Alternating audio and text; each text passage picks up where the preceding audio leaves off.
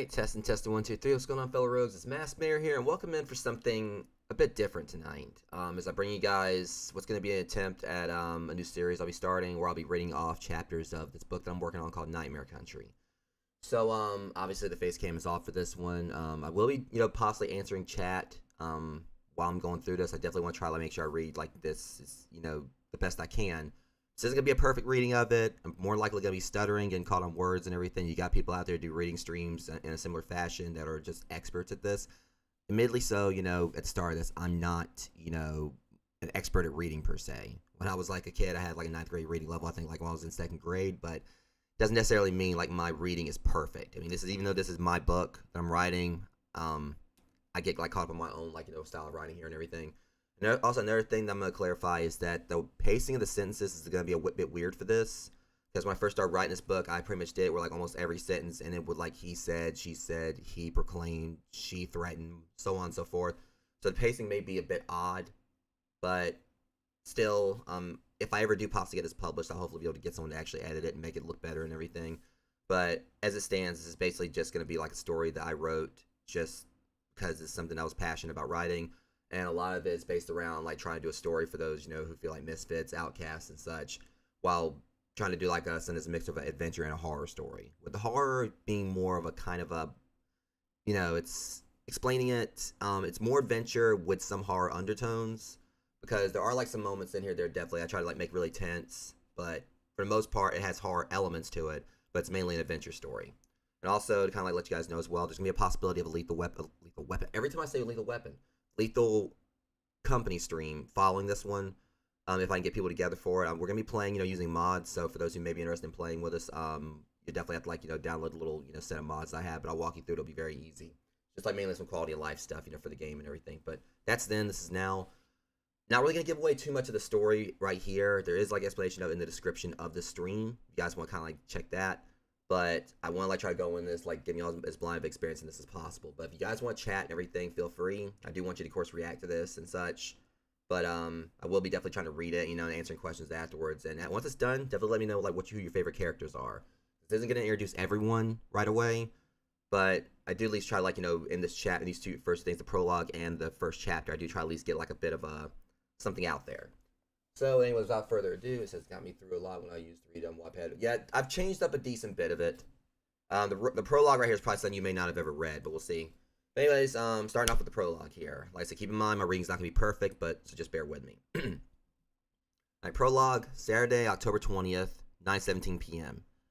It was a cold night in the latter days of October, even more so because the chilling wind that was blowing through the air. But all the same, a lone figure stood still on top of the building, looking down at the bright lights and sounds of the city. The passing cars that darted by like fireflies and timidly visible specks of people who walked the streets kept her attention, while the street lights brought a glimmer to her eyes. Serene, even if only seemingly so, tranquil yet troubled, here she stood. Dusk Matthews, age 18, with a dark secret, though the story isn't solely hers. But such things and such subjects of interest will come to be with time.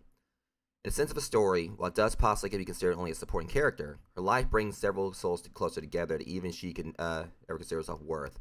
Thus, the story is where this begins.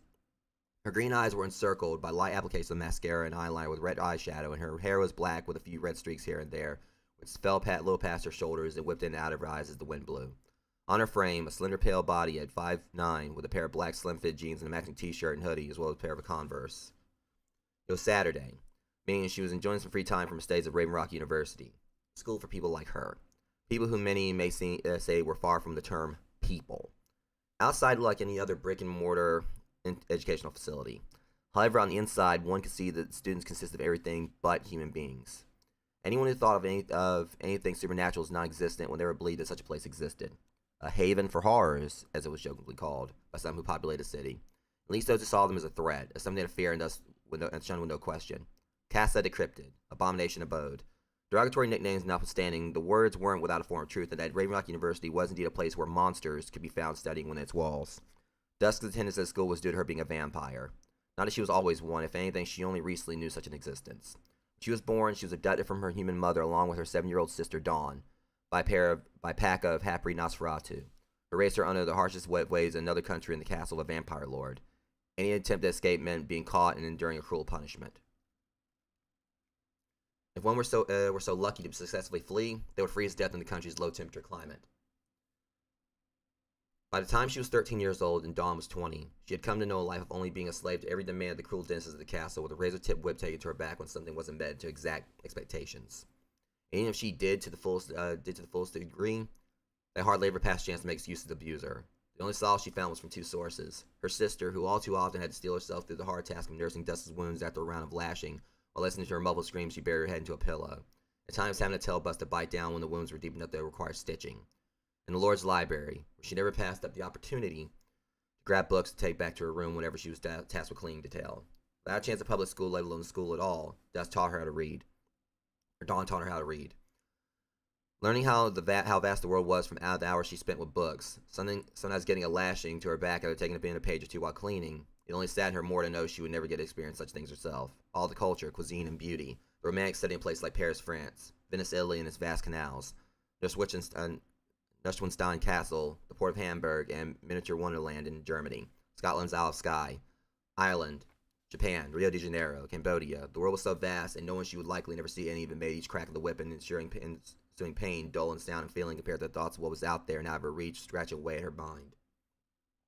Every day, Dusk had to wake up knowing that on the day of her 16th birthday, the vampire lord who ordered her to be kidnapped intended to take the two things she held dear the most, like he did to so many other former humans who now followed him as his many brides. And stealing away her humanity, he intended not just make Dust into a vampire like himself, but also take her free will as he did. Even if the only other part of the world she got to see was the cold and bitter exterior of the walls she had been trapped in her whole life, she made up her mind that she'd rather die out in the world she wanted to experience than to live in an isolated world created by a madman. On her birthday, Dust managed to escape thanks to her sister, but not without cost. Dawn stayed behind to keep the vampire lord from following her. And although Dusk was free, even if with nothing but the clothes on her back and caution thrown to the bitter freezing wind, so was the flow of blood exiting the two puncture wounds in her neck, a telltale sign that she could no longer be seen as a human being nonetheless, even if she hadn't undergone the changes yet. When they parted, the last time she saw her sister, Dawn had given her a note saying to find her way back home. The note had the name of a city in Georgia called Columbus with the name Tessa Matthews, her mother and the only person that she knew to go to. Dust braved the cold, in ways thankful that the symptoms of her soon-to-be vampirism were already beginning, though only in a means to an end to get where she needed to go with what it meant for her existence in the long run kept as an afterthought. Over the following hours, she developed a fever that increased her body's temperature as well as quickening to her metabolism to inhuman levels. Neither were a comfortable experience, but it kept her from succumbing to the climate. As Dust staggered through the snowy and windy terrain, looking back constantly to make sure she wasn't being followed, she thought of the irony in how it was the same lord who tried to keep her so isolated away from the world that gave her at least some chance to survive in it. Not to survive was easy just because she could handle the cold. After finally reaching a town, stowing away on a train the day after her escape, Dust found herself no longer experiencing just a fever, but also a severe headache, stiffness in her muscles, and occasional blackouts that lasted for a few minutes to multiple hours. It was during a period of unconsciousness that she woke up to someone violently shaking her and speaking in a language she couldn't understand. The conductor had found her in a corner of the dark train car during a stop at a station. Although not fluent in his language, Dust didn't have to be upbeat to know he wanted her off the train. However, as Dust tried to stand up, she found that not only could she not move her arms, but her legs and neck down to her back were stuck in place also. As the conductor continued to yell, Dust's eyes welled up as she tried to explain that she couldn't move, which be it if he had simply didn't understand her either, or understood just fine but didn't care. All she did know was that he was motioning two other men towards her while also motioning towards one of the open sides of the train car. Seconds later, Dust found herself thrown from the train, landing back first with a loud snap sounding off and intense pain in her spine and arm. As the train moved on, she gritted her teeth and managed to pull herself into a seated position, noticing that her back and one of her arms was no longer stuck in place, so the rest of her body still wouldn't budge. Now she was out in the open or in the moonlight and seated on the thick snow. She saw countless purple and red bruises on her body, as well as how pale her skin was, and it dawned on her from the experience with anatomy books that she had read in captivity. The bruises resembled ecchymosis, which she deduced were from laying who knew how long on a moving train's hard metal floor with no cushioning. Something normally wouldn't be likely from that alone, which is why the muscle stiffness concerned her so much. Dust realized while she was unconscious, her body had gone through rigor mortis. Placing a couple of fingers to her neck was met with a lack of any pulse. Indeed, Dusk had died during one of the blackouts, which also gave reason for the lack of her prior headache and fever. If anything, she no longer felt cold. She had woke up not knowing she was already dead. The Vampire Lord explained the process of vampirism to Dusk, and one of the stages was a multiple-day period of dormancy where the soon-to-be Nosferatu went into a coma, died, and reanimated. The period of time was enough for the body to cease to work as a human vessel and go through the early stages of death, followed by vampirism, changing the individual's genetic code to revive before decomposition.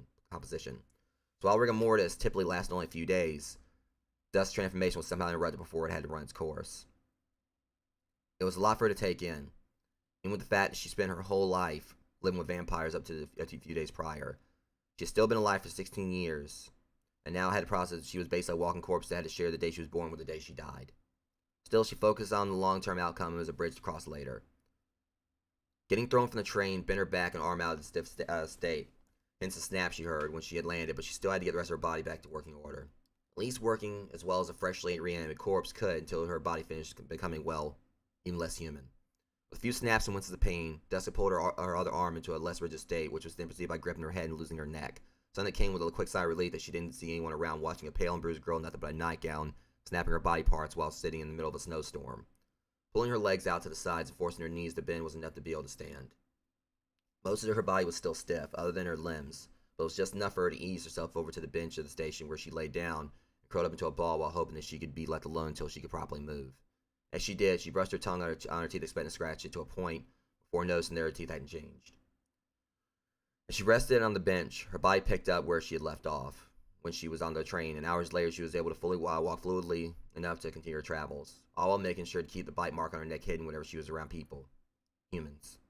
Even so, it was a wound that healed quickly, just as did her feet from walking around with nothing on but a sleeveless gown that barely reached past her knees and no shoes.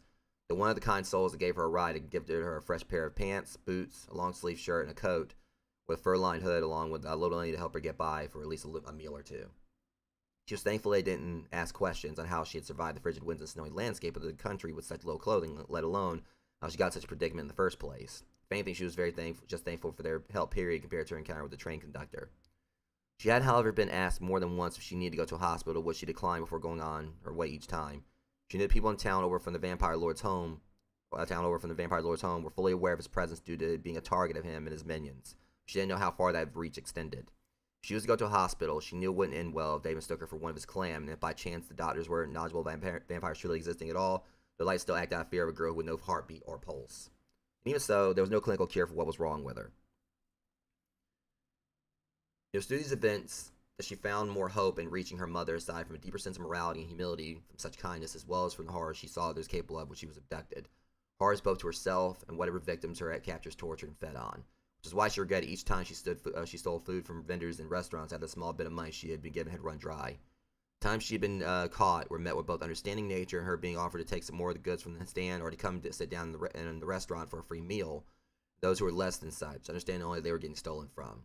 Or bruises and scrapes that healed like all the others she had known over the years. Thus she used to, albeit a faster time frame of healing now, only add on to the psychological trauma she had been stricken with. Still, she carried on. Days passed, until she found herself at an airport, hiding away on a plane to the United States, which moreover was on course for Atlanta, Georgia, her home. She passed the time on a long flight by blessing her tired body with sleep, which lasted the entire flight. Her mind, upon landing, grew more and more excited to where it drowned out of the majority of her existential crisis, realizing that the nightmare she had been living for her entire life was now, at least for the most part, about to end. Even though it was bittersweet for her sister, who was the one who made it possible, still back in that hell with her fate unknown. She asked around for information on her mother, eventually learned her place of residence. But all her hopes were shattered when she knocked on the door and her mother not only didn't recognize her as her long-lost daughter, but even after Dust mentioned the abduction, showing her mother scars on her neck, her mother thought it was just a sick prank being played on her, given that she had always thought it was a human who abducted her daughters over the decades past. Having thought vampires a myth, she didn't believe stories about Nosferatu actually existing, even though her daughter was one, right in front of her right now. Dust's cause also wasn't helped by the fact that being newborn when she was kidnapped, she was completely unrecognizable as a teenager compared to how it might have been if Dawn, who was at age enough to have some shareable features between childhood and adulthood, was the one standing in front of their mother. Dust begged her to listen, as her mother closed the door only for her to feel the sting of her mother's words. "My daughters are dead. Now leave before I call the police," she had said. Reluctantly and with tears in her eyes, Dust left, wandering around aimlessly and depressed, drawing looks and cruel whispers from those who didn't understand her situation. People who didn't see a lost soul, who only wanted to come back to the hometown she'd never gotten to know, a mother she never had a childhood with, only a creepy girl as pale as a corpse wandering around their colorful paradise of normality. For a year after, Dust dwelled out on the streets in a place that she came to claim as her new home. A large city not found on any map because how secretive it was due to an ever-existent shroud of ghostly fog that kept the entire city hidden. Yet the humans within had coexisted with the monsters who made their home there. Raven Rock Hollow. Monster Metropolis, encrypted capital of the world. Not that most of the world knew that it even existed, nor would they ever if they were skeptics of the supernatural. But not all connection with the world outside the city was severed. Only those who truly believed in beings of mythological or cryptozoological nature could enter the city. While if non-believers came across the massive fog and entered, they would exit back to the same spot that they had entered it from. If anything, it was by chance, with that chance gently embraced by Lady Luck's hand, known for being harsh with it slapped at dust yet calm when it caressed, that she found herself here after hiding inside the trailer of a cargo truck that had been shipping food to the city the day after she had the tragic reunion with her mother. Unlike many of the homeless people who had resorted to it, drugs and alcohol didn't take her in, nor did she resort to giving herself to anyone just to get money for food and clothing. She kept in mind if she managed to exist long enough to see it, she wanted to wait for the day where the right one may come along for her to have her first time with, the one that she would give her heart to, if they could accept her for what she'd become. Although she was in poor health all the time, she endured the best she could. In her mind, she knew it was because, like all vampires, she had to feed on blood. She just couldn't bring herself to do it because, in her time on the streets, Jessica made friends with a handful of humans who thought of her as one of them, even though they knew what she truly was. You're not the only vampire we've ever met, kid. Yeah, the city has some horrible bloodsuckers preying on us like rats. Human beings are just as bad as there are those of your species who can be just as good, she was told one night. She had been given both compassion and cruelty on her journey, with her cold presence to the slums of Raven Rock, and because of that, she knew that not all humans were so bad, so she would rather die than prey on them.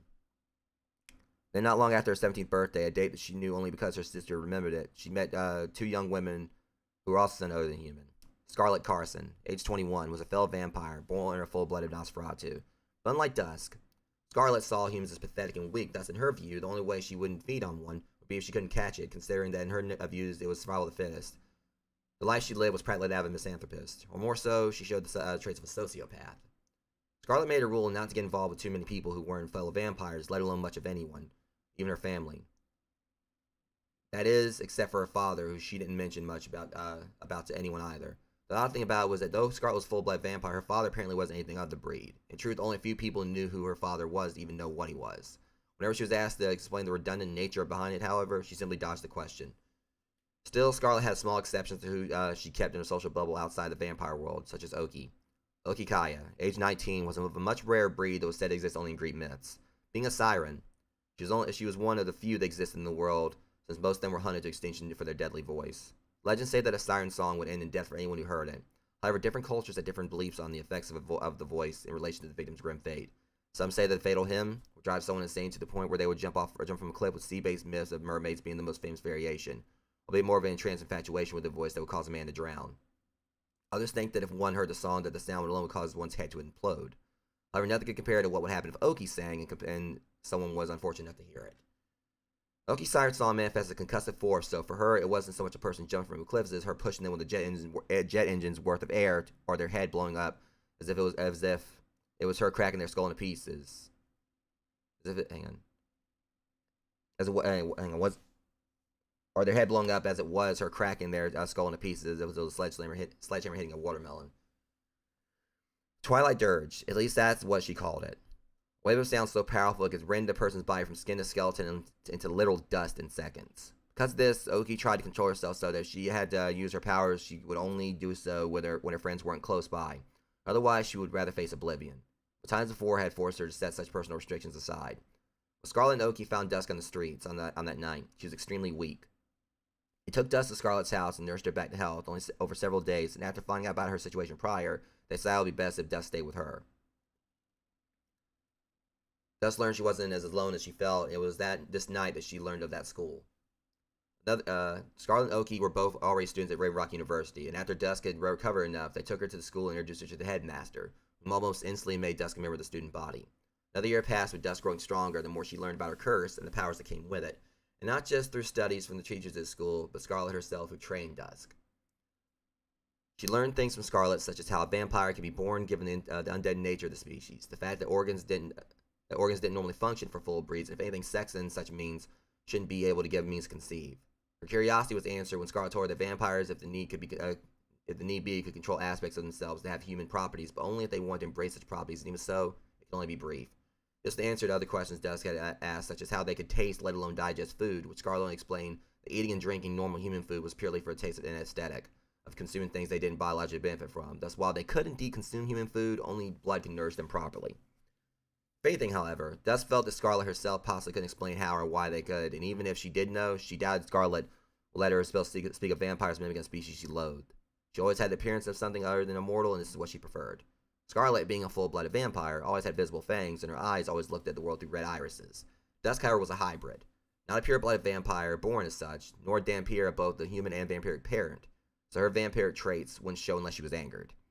Since the night she had reanimated, Dusk grew a habit of scratching her tongue on her teeth to see if she could find a point, but it was through Scarlet's mentoring that she learned that her fangs were always there, only hidden. So unless Dusk felt such an emotion, her fangs would look like normal teeth, and her eyes would be the image of normality as well. Thus only her inhumanly pale skin gave away her species. This was a contrast to the example shown by her previous captors' minions, who had over time been changed to show a feral side of their physical looks due to corruption and thus too much of embrace of their vampiric blood. If anything, an addiction to human blood to where they fed so much that any withdrawal from it for even a small period would either weather their skin and cause their hair and teeth to fall out and decay respectively, which Scarlet warned Dusk of a similar fate if she ever let her bloodlust become an addiction compared to a simple means to nourish, because it truly gave the same in return that addiction to cocaine or other hard drugs may, something Scarlet never had to worry about. While Scarlet had also embraced what she was more reserved than if she fed only when she was hungry for blood compared to feeding when it wasn't needed. She was blessed with otherworldly beauty due to having complete vampire genes, thus a more stable state of vampirism from birth. While she could suffer from the same fate of physical tarnish if she was to become truly addicted to blood, compared to a rapid speed of showing like that of a half-breed, it would only show in a born vampire after a long time. Centuries at most if she lived that long. In all, Scarlet was wise, though headstrong and of easily clouded judgment at times. And though Dusk had once been human, she accepted her as one of her kind like any other and didn't mind helping her. This was done through not only telling Dusk the ins and outs of what a vampire's body and feeding habits were, but also what Dusk could do with the gifts that came with being a newly minted Nosferatu. At first, Dusk knew of a few things that made her stand out from human beings other than her physical appearance. Increased strength and jumping abilities. She learned how to walk on walls. And among other things, the ability to fly, though, was the most difficult ability for her to learn. Her time in the academy enhanced all of these, including her flight powers, which made her so skilled she could even at times keep up with Scarlet, who had mastered it when she was 6 years old, and was able to fly hundreds of miles per hour if she pushed herself. As being told that jumping from a tall building wouldn't kill her like a normal person, Dusk tested by jumping up from the tallest skyscraper in Ravenrock Hollow and found that it was true. The drop didn't hurt her at all. It was a feat that she would have been afraid to consider trying if she had grown stronger and braver than she was before she had taken off the streets. One ability that she had that Scarlet lacked, however, was almost full immunity to sunlight. Scarlet, if exposed to the sun, would burn like most vampires, with the exception if she covered her skin with something thinking to keep all of its rays from touching her skin. Dusk, however, could walk out into the sun directly with no harm done other than lightheadedness after extended periods. Through her new friends, Dusk herself was able to cope with her new life somewhat easier. Then came the night that it happened. Dusk was taking a shower in her dorm's bathroom at the school when she cut her hand by accident after a small piece of the glass shower door broke off. It was nothing new. She had seen herself bleed before, mainly from blindly running around due to being alone and scared all the time, and scared of the beast or other creatures in a city full of monsters. Getting caught and beaten at those times she stole food to survive. Bouts of self-mutilation due to depression from her situation at the time. Yeah, she knew pain already, though she healed much quicker now, even compared to before. Something was different this time. For some reason, seeing the blood pour from her hand sparked a strange feeling inside Dusk as it went down the drain, mixed in with the water, big clear and red swirls. Her eyesight turned red, her fangs grew out, and in addition, had never before felt thirst for blood, human blood. Dusk felt truly scared for the first time in a while as her head started to spin. She then found herself on the shower floor, staring up at the ceiling before she blacked out. When she awoke, she saw Scarlet and Oki staring down at her with concerned looks on their faces. As Dusk put her hand to her rubber head, she saw 2 fresh puncture wounds on her left wrist, like the one on her neck that came from when she was turned. Her first thought was that Scarlet bit her after failed attempts to wake her up. Upon questioning Scarlet of such, she learned that it wasn't as she thought, and the wiser-born vampire explained that Dusk had gone through her first bloodlust episode. Condition, a mindset which affected any vampire who would go without feeding for a long time, the time being lesser for the addicted. Dusk passed out. She had bit into her own arm while she was unconscious. Scarlet knew a few other vampires who had made a vow not to feed on humans for one reason or another, so she could tell that Dusk was going through what she called a self-bitten withdrawal. An event where a vampire and bloodlust bit themselves and fed on their own tainted blood to trick their brain into thinking they were feeding like normal. Then subside the urges to feed like that of human blood did, but still halted in for a time nonetheless. Dusk had thus endured her first because she hadn't fed at all since she had been turned, which was over 2 years before, going long without feeding than Scarlet had ever thought possible for any vampire, including some of the most powerful High Lords. If anything, Scarlet felt Dusk should never even been able to survive so long, her consuming and nourishment of non-plasmic subsistence aside. She blacked back out after Scarlett's words. After they picked Dusk up off the floor and got her dressed and in bed, Scarlett and Oki took turns when not in class watching her as she slept to make sure she didn't relapse. Dusk slept for a full week before she finally woke up with a reminder of what happened in the form of a scar on her wrist and another realization when she cried from said reminder. Dusk found that the tears she cried were now drops of red on her bed sheets. The salty taste in her mouth that she remembered from before when she cried like a normal human being was now replaced by the unmistakable rusty taste of her own blood that seemed to taunt her with the reality that more fading memories of her normality were being taken away from her. And it was this reality which took a large toll on her mind. She continued to look far down below to the streets. She sat down, her legs hanging off the side. For a mortal, this would be flirting with death. Flirting? More like third base. All the events since the night she ran away to forge her own path in the world were things that Dusk thought about on a daily basis, and it was what she was thinking about as she looked down at the city and the humans walking around living their lives. Life. Her life. Something she knew wasn't a true life. To Dusk, the right to say life in regards to herself would be one of the warmest feelings in the world, aside from being in the arms of someone who couldn't bring himself to fear her. But instead, she had to endure the coldness and knowing that she was undead. Neither alive or dead, to put it simple, but something in between that slowly was losing each living fetter to the world she envied those warm-skinned souls below for having. Was it possible to find anyone to love her truly for who she was, or alternatively, what she was? Could she possibly ever love herself? Her heart stopped beating the night she woke up on that train, but anyone who could ever get close enough to hear the echoes of her life left behind say that they loved her regardless. As Dusk's thoughts raced, she heard her cell phone ring inside her pocket, and upon picking it up, she saw it was Scarlett. Thus the story begins. Okay, and now we're getting officially on to the actual chapter 1. The pacing on that one, I was kind of dreading that because that was more of a much, deeper in a narrative perspective. But this right here is actually me talking mainly through the characters with some actual, things from like our somewhat anonymous narrator. Technically, I was gonna try to do something where like there is like gonna be an actual in-universe character who's narrating everything, but I don't know how I'd go about that. Either way, chapter 1, Carpe Noctem. Hello? Dusk said. Where are you? Scarlett replied. Top of a building, enjoying the scenery, Dusk said jokingly. Yeah, that's real cute, Dusk, but I just want to let you know that I'm not flying. I'm in my car, Scarlett said, sounding slightly irritated. And what's your point? Dusk replied. Fully aware that Scarlett was displaying his short that since she was on the streets below, she wouldn't be able to catch sight of where Dusk was if she was higher up. She just wanted to make Scarlett explain in more detail something to get a rise out of her. My point is, I'm in my fucking car, and I'm not about to fly around this goddamn city like an idiot playing Where's Waldo with you. When instead, you could just come down here, or at least tell me, geographically speaking, which building you're on. Scarlett said on the other end. As Dusk continued to look down, she caught sight of Scarlett's car, a saw black Lamborghini Hurricane Evo. And she was also in the middle of running a red light, obviously throwing the traffic laws out the window because of how livid she was at Dusk for not telling her where she was.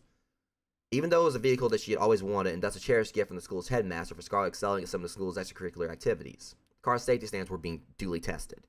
In truth, Dusk planned for Scarlett to come down the street at that moment because she had noticed a few months back that for some reason unknown to her, when Scarlett drove in an angry mood, she always had a particular path she followed. She considered it possible that it was a form of obsessive-compulsive disorder, but eloquently controlled road rage was what Dusk jokingly called it. You really want to know where I am? Dusk said in a tone that told Scarlett that she was teasing her. Yes, damn it! Scarlett screamed. Dusk leaped for the building, landing on the street 300 feet below, right in front of Scarlett's car, causing her to slam her foot on the brakes. Right in front of you, Dusk said with a smile on her face before hanging up the phone as she stared at Scarlett inside the car. And moreover, the expression on her face consisted of her eyes narrowed and the right side of her lip twitching as she shook her head. Scarlett Carson, now aged 22, was older than Dusk, although she stood shorter at 5'1". She wore a black tank top that was cut short at the midriff, with matching shorts, combat boots, and a trench coat on her slim porcelain white frame. Thanks to her name, and if anything, a reason for her name given at birth in the first place, she had a vibrant shade of red to her hair, which fell in a layered crimson cascade to her mid-back while extending down past her jaw. Each of her ears were decorated with several rings with a pair of snakebite piercings decorated her lip, while a pair of snakebite piercings decorated her lips. Her bright red eyes followed Dusk as she walked around to the side of the car. Dusk, I like seeing you happy, and God knows your tragic little ass deserves it. Why does it always have to be at my expense? I mean, what if I would have hit you right then? Scarlett said, sounding serious and sarcastic at different parts of her words. Dusk got in the passenger seat, still smiling at Scarlett put her foot back on the gas pedal. You just look so funny when you're pissed, and as far as hitting me goes, I trust you, Dusk said. You actually trust my driving. Scarlett said in a confused tone with her eyebrow raised as she glanced at Dusk while keeping her eyes on the road. To the extent of when you're angry, I've seen you swear so much you tend to not hit things, which I find ironic, Dusk said, stifling a laugh that eloquent road rage. So, what time does that party start? Scarlet said quickly, trying to change the subject. 9:30, 10 minutes from now, Dusk explained, while looking down at her watch and at the floor, feeling sad suddenly. This was one of the very few parties she had been to aside from her 18th birthday party that Scarlet and Oki threw for her, given it had never been celebrated before that, due to her abduction. If anything, her aging now was now lightly slowed. She wasn't sure due to not being a vampire long enough to tell.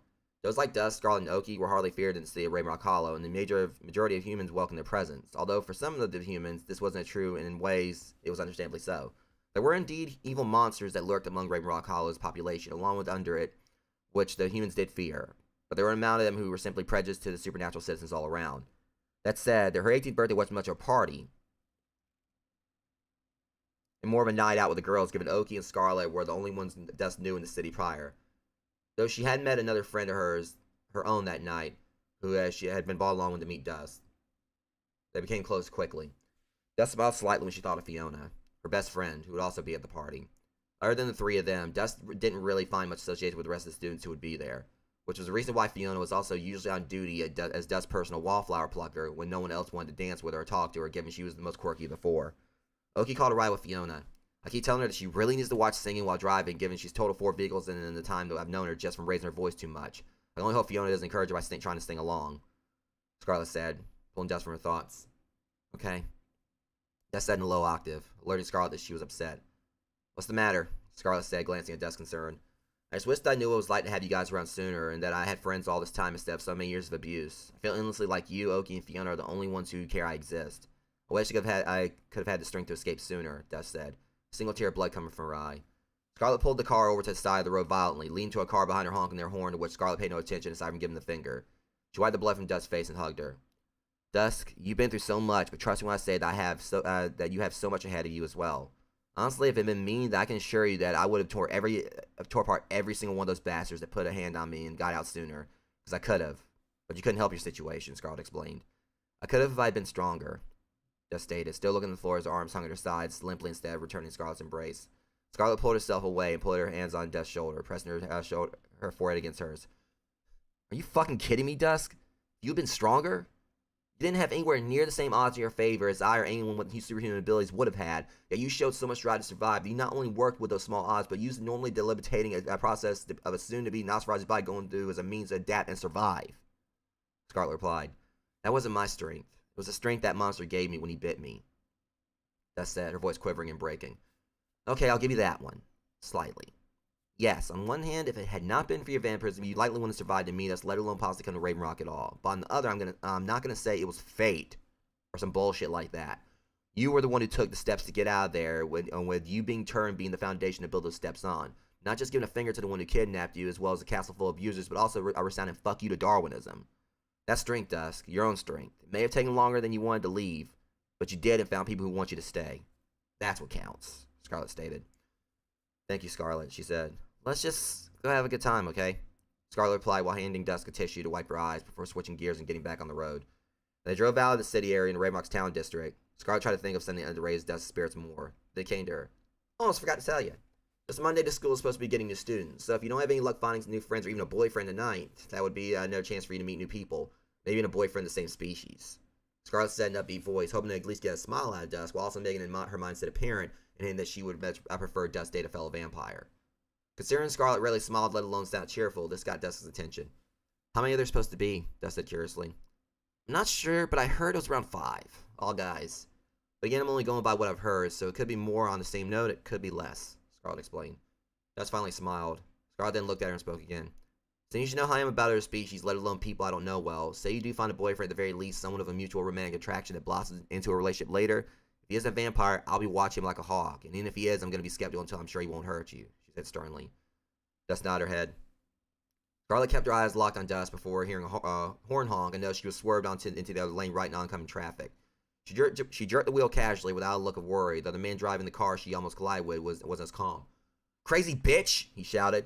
So I've been told. Why don't you turn your car around so I can back that statement up for you? She shouted back as she looked out the window at him.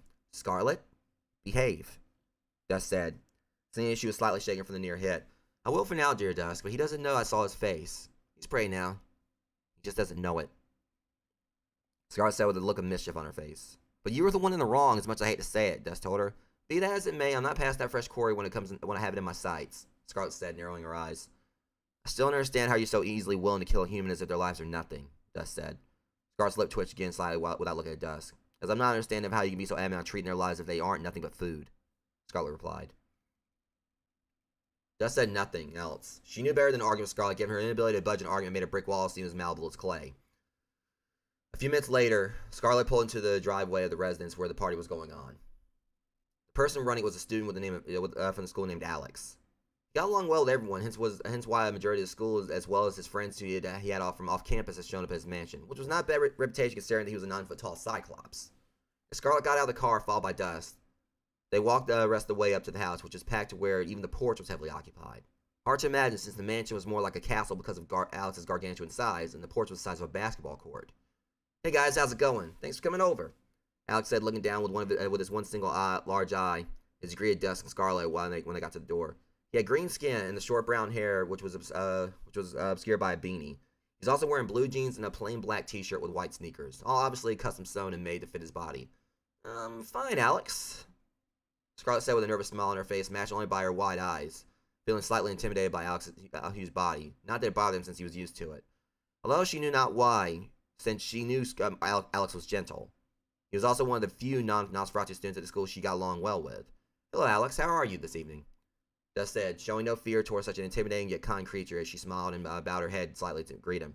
I'm doing great, ladies. Anyway, sorry to cut this short, but I have to go pick up some friends who didn't have a ride out here. Drinks in the kitchen, the same with food, so help yourselves. There's plenty to go around. Alex said in his deep, booming voice with a large smile on his face before walking off, causing the ground to shake as he did. Scarlet, how can he drive a car? I mean, just being as large as he is, Dusk asked. Mr. Kendrick had a truck custom made to help Alex get around. It resembles a monster truck in size, but otherwise looks like a normal truck. You have to love how much our headmaster cares for us students, Scarlet explained. Couldn't be anyone better, Dusk agreed. As Dusk and Scarlet walked inside, all the while hearing a Fatboy Slim remix of Body Movement by the Beastie Boys playing while people danced and socialized, they saw Fiona sitting down by herself on a skateboard, looking at the floor with a lollipop in her mouth and wireless earbuds in her ears that drowned out the sounds of the crowd and music as she listened to Freak Flag by Ice Nine Kills, her favorite band. Fiona Morellis, age 20, stood much shorter than everyone else at around 4'10" and was also skinny just about as much as Dusk. Fiona's naturally black hair on both sides of her head and the back were cut short in a variation of a pixie undercut. What slightly spiky hair of the length that she had was dyed red, with her raven-hued roots showing 3 inches of prominence that could be flipped on either side of her head while hanging a couple inches past one of her eyes. At the time, however, most of her hair was covered by a black snapback she wore backwards on her head. Her ears were each pierced and stretched with 1-inch green silicone tunnel plugs in each lobe, and her smoky gray eyes were bought out by black eyeliner and red eyeshadow. Looped through her nose was a horseshoe septum piercing. She wore a white crop top layered under a zip-up hoodie designed to look like a panda, though the sleeves were a little longer than her arms, thus they covered her hands unless she ruffled the sleeves. She was also wearing a red plaid miniskirt, white and black striped thigh-high socks, and a pair of Converse. She liked dressing in her own style and didn't care much what anyone thought of her. Such personality traits of uniqueness also pertained to her possession of a skateboard. While not well skilled, at times one could find her out on the school grounds late at night riding around while listening to music if she was it wasn't taken in one of her other hobbies such as drawing, video games, or anime. At first glance, one would probably mistake Fiona as a normal human, considering that she had nothing really to show that she was something more like Scarlet's fangs or red eyes that showed that she was a vampire, or the naturally pale skin that both Dusk and Scarlet shared. However, in reality, Fiona was a powerful witch. At only 7 months in, she hadn't been at Raven Rock University that long compared to Scarlet and Oki, who had been there for 2 years each, or Dusk, who had been there for only 1 year out of the 3 that a student was supposed to attend before they graduated. Though like Dusk, Fiona hadn't been born in Raven Rock Hollow, thus instead lived there for only the previous 2 years.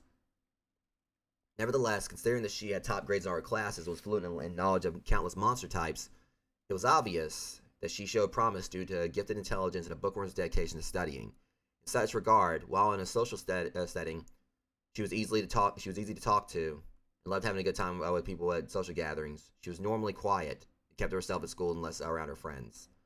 It was this which one could take as a major aspect of her morals.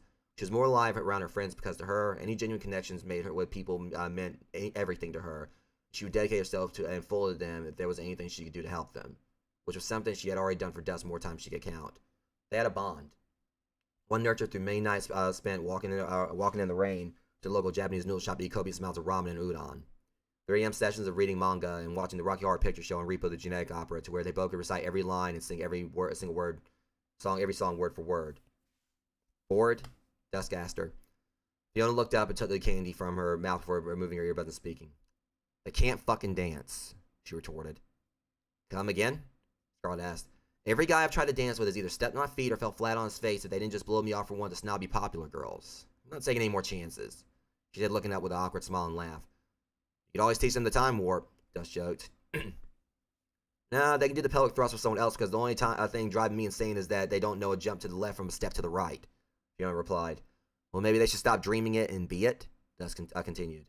Okay, that was smooth, Fiona chuckled. She then suddenly jumped up and hugged Dusk tight.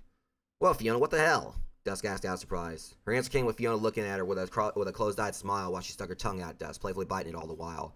Dusk also showed off a more adventurous body modification she had in the form of her tongue being split. You saved me from the torture of boredom. It'll damn us all, she said comically in a spooky voice as she went from hugging Dusk to shaking her by the shoulders. Dusk smiled, though she felt her teeth were coming loose. What the hell is up with... Oops. What the hell is up with people shaking me on my shoulders tonight? First Scarlet in the car and now Fiona? Dusk thought.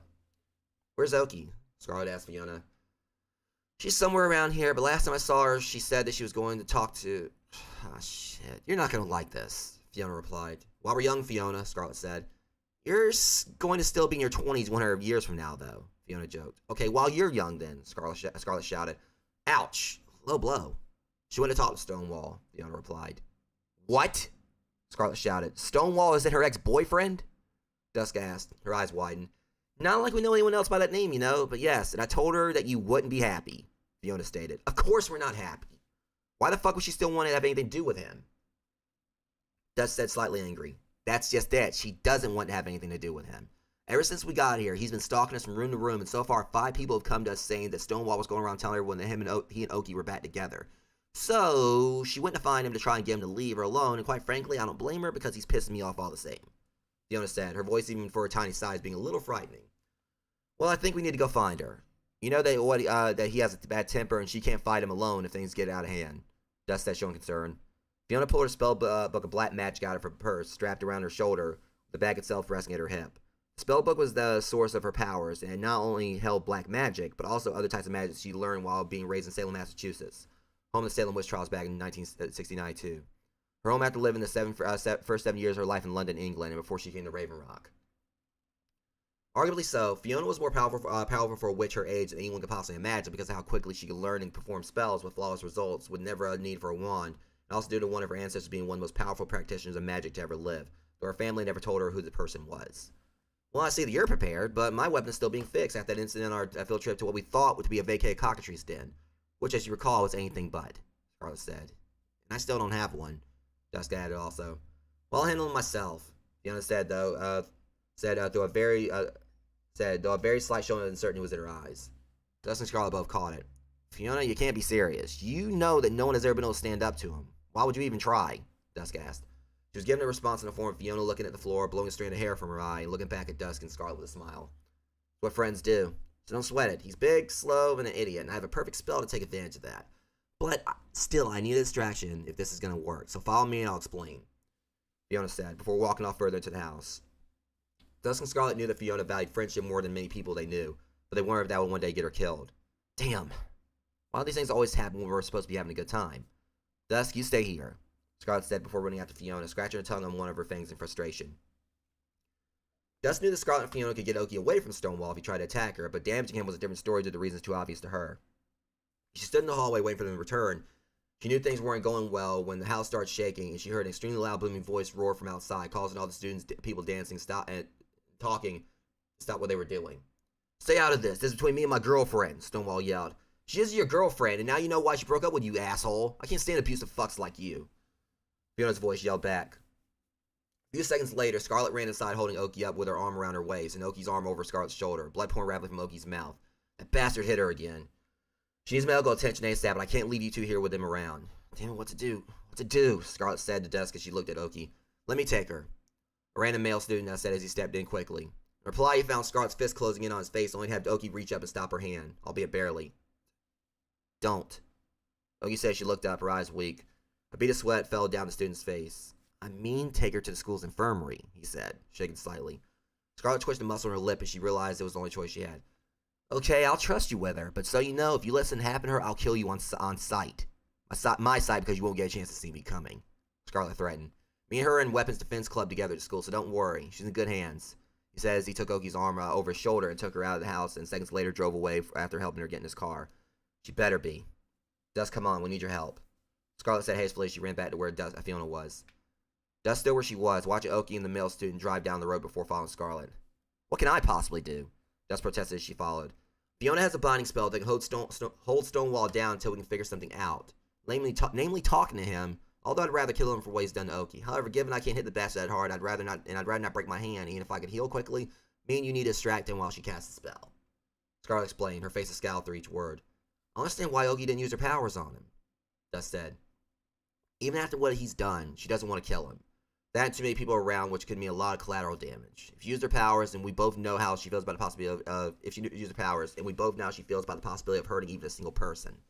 Scarlet said as she turned a corner, leaning outside to the backyard. At the scene, Fiona was standing at the ready, yet with fear on her face. Fear she stared down a 12-foot-tall creature made entirely of black rocks mere feet away from her. Stonewall, the living golem. Being a creature of earth-wrought creation, Stonewall, aged 20/2 decades since creation, wasn't born but created artificially through magic, which is why originally he didn't speak, eat, drink, or even sleep. But after seeing humans take part in such activities, he wanted to experience it all for himself, and thus, unlike other golems, he developed a conscience. A dangerous conscience. His origins were similar to the legend of the golem from Jewish legend and folklore. The most famous made in the 16th century to defend the Jews of Prague from a pogrom by Judah Lo ben Bazala, better known as Rabbi Lo. The word golem was Hebrew for shapeless mass. Stonewall's pre-life form before he was created by molding type of clay into a human form, before carving the word emet, Hebrew for truth, onto his forehead. Though there were variations of the legend how that golem was created. Stonewall was said to have an obvious weakness, which was also for the legend of prior golems. But unlike the legend, it had never been tested because anyone who tried lost their life to him, including his own father. To create a golem, one had to be adept in the form of Kabbalah, a mystical body of knowledge geared towards understanding the nature of God himself. In the legend, the golem went on a murderous rampage was only stopped by Rabbi Lo when Rabbi Lo removed the first layer of the word emet on the golem's forehead, thus forming the word net, which stood for death. This caused the golem to fall into a lifeless pile of clay on the ground. Again, Stonewall's creator never had a chance, namely given that when he brought him to life, it was by etching the word on the inside of his mouth right above his throat. A tactic to keep his creature from being destroyed that came back to haunt him when Stonewall became disobedient. As Stonewall killed his master, he studied countless books for 17 years until he not only learned to speak but also found forbidden spells that can make a golem more human than he could imagine. Reciting these spells changed Stonewall on the inside. Eventually, he no longer felt hollowness, but instead the feeling of blood run through newly formed veins. The enjoyable emotions that his newborn lungs made whenever he did what he learned was breathing. It was scary at first, but after a while, when he grew much smarter, Stonewall figured out exactly what power he had. He knew about what humans call pain from medical books and expressed it that his master had on his face when he tore him apart. With this knowledge came a fascination, a love for the pain of others, the thought of killing others. Nevertheless, because his skin was made of rock, he was practically invincible. No one apparently had ever been able to make so much as a crack in him. Whilst to Stonewall this meant he had many strengths, he also had weaknesses to go with him. His emotions and the fact that on the inside he was indeed human, even if one of possible sides, physically, mentally, and emotionally. If at all possible, someone could find a way to harm him from within, it would be a blow not just to his body, but his ego. But who could? Scarlet was up to bat in an attempt, even if she knew she couldn't do anything to hurt him. Though he did have a temper and a hatred for calling in calling she could use to at least buy time for Fiona. A blockhead! The only reason Oki didn't turn you to a pile of dust on the ground is because somehow she feels compassion towards you like she does everyone else, even after all the times you hit her. Didn't expect me to be so kind, you son of a bitch. Scarlet yelled at the living mass of rocks in front of her as she and Dust stepped in beside Fiona. Stonewall stared at Scarlet and Dust through his large eyes that consisted of two floating red lights inside the eye sockets carved into his boulder-like skull. You actually think you can hurt me? Stonewall bellowed. We will do whatever we have to as long as they put you in your place, Stonewall. Dust said. Her eyes narrowed at the huge golem standing only a few feet in front of her as her nose caught the smell of his breath, which reeked of decayed earth. Dusk, I'll attack him to keep him occupied while you keep insulting him. Hopefully it shouldn't take Fiona long to cast that spell. Scarlet whispered to Dust, make sure the Stonewall didn't hear her. Okay, Dust said with a little nervousness in her voice. Without warning, Scarlet ran at Stonewall and jumped at his head, punching him hard in the face, no effect even with her boosted strength from her vampirism.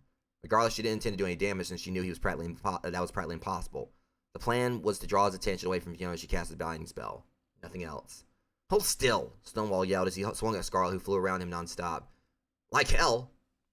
Scarlet yelled back as she flew down between his legs and looped back around his back. all the while taking a glance at Fiona, who had opened the book to recite the incantation for the binding spell. She soon regretted, however, Stonewall took this moment of vulnerability to his advantage by grabbing Scarlet out of the air. "Get your hands off me," she said as she beat her fist on his giant knuckle. She then screamed in pain. Stonewall let out a laugh as he wrapped the other hand around her as well, squeezing her tight. The sounds of bones cracking filled Dusk's ears beneath the sound of Scarlet's agonized screams. Dusk looked at the side and saw Fiona still had her eyes locked on the book, though she was reciting the words faster. What could she do? "Dusk," Scarlet whimpered before screaming again. She then found a sudden fire of anger manifest inside of her mind. "I could never understand how Oki could have feelings for such a creature, ugly creature like you. I mean, is it even possible for you to lose your virginity? I've heard the phrase 'get your rocks off,' but you obviously can't." Dusk snapped at him. Several students made a "ooh" noise with their mouths signified Stonewall getting burned. Stonewall quickly turns his attention to Dusk before dropping Scarlet to the ground. "What did you say?" Stonewall roared. Might want to put question mark there. Yeah, I'll be editing this like along the way, just so you guys know that's gonna be a thing. We're doing that live. Dusk didn't budge. Her friend was free. As she found herself unable to control herself, she continued. "Okay, I'll say it in a way that you'll hopefully be able to understand, you dense bastard," Dusk said, walking closer to Stonewall, showing that she was not afraid now that she saw how easily she could put him down. Scarlet looked up at Stonewall when she saw that Dusk was having a better effect on him, and at the same time, Dusk continued even still. "How the fuck could Oki fall for you? No, scratch that. How the fuck could Oki, or anyone else for that matter, show love for something like you at all? Love for something so pathetic and cruel, so ugly, something that whose only true love on the inside is why things bleed and die. You don't deserve a place in no heaven nor hell, and if anything, all you deserve is to fall into the darkest shadows of oblivion, where everyone will forget you ever existed. And if Oki dies tonight, because of you, I'll see to it myself that my words become a reality." Dusk screamed, her eyes turning red and her fangs starting to show. Stonewall stood in place, knowing that everyone outside staring at him were doing so not just because of what Dusk said, but also because of the fact that she was the only person other than Scarlet who had ever stood up to him so fearlessly, considering that all the others who did it in the past ran away before they can get all the words out. Yet Dusk didn't even blink. Didn't flinch. Then without warning, Stonewall let out an enraged roar before swinging at her. "Dusk, look out!" Scarlet screamed. Stonewall's giant fist came down quick towards Dusk, but the adrenaline she felt made her lose thought of even wanting to move. It wasn't until the last second that it registered to Dusk as how dire the situation had become, to where she went wide-eyed and ducked, preparing for the worst. Then Stonewall stopped and was pulled backwards. "Got it!" Fiona yelled triumphantly. And seeing a huge mass of black vines spiral up to the ground and wrap around Stonewall, showing that the binding spell had indeed worked. As he struggled to break free, vines retracted until Stonewall collapsed onto his back, with the vines holding him in place as they constricted him. "Let me go!" Stonewall roared. "What if I refuse? Also, what happened to that boasting, that talk of your strength? I mean, breaking a few twigs should be child's play for someone of your stature," Fiona said, walking over and sitting on Stonewall's chest as if it were a park bench, showing how much confidence she had in the fact that Stonewall wasn't in condition to attack her. "I'll tear you apart," Stonewall answered furiously, "and I'll blow you apart from the inside with an explosion spell before you even get a chance." Fiona yelled back, her face an inch from Stonewall's. "Like that'll do anything more than make me cough on the smoke, bitch!" Stonewall roared. "You'd be more useful as a chimney anyway," Fiona retorted still. "That's enough out of both of you," Scarlet scolded, getting their attention as she continued.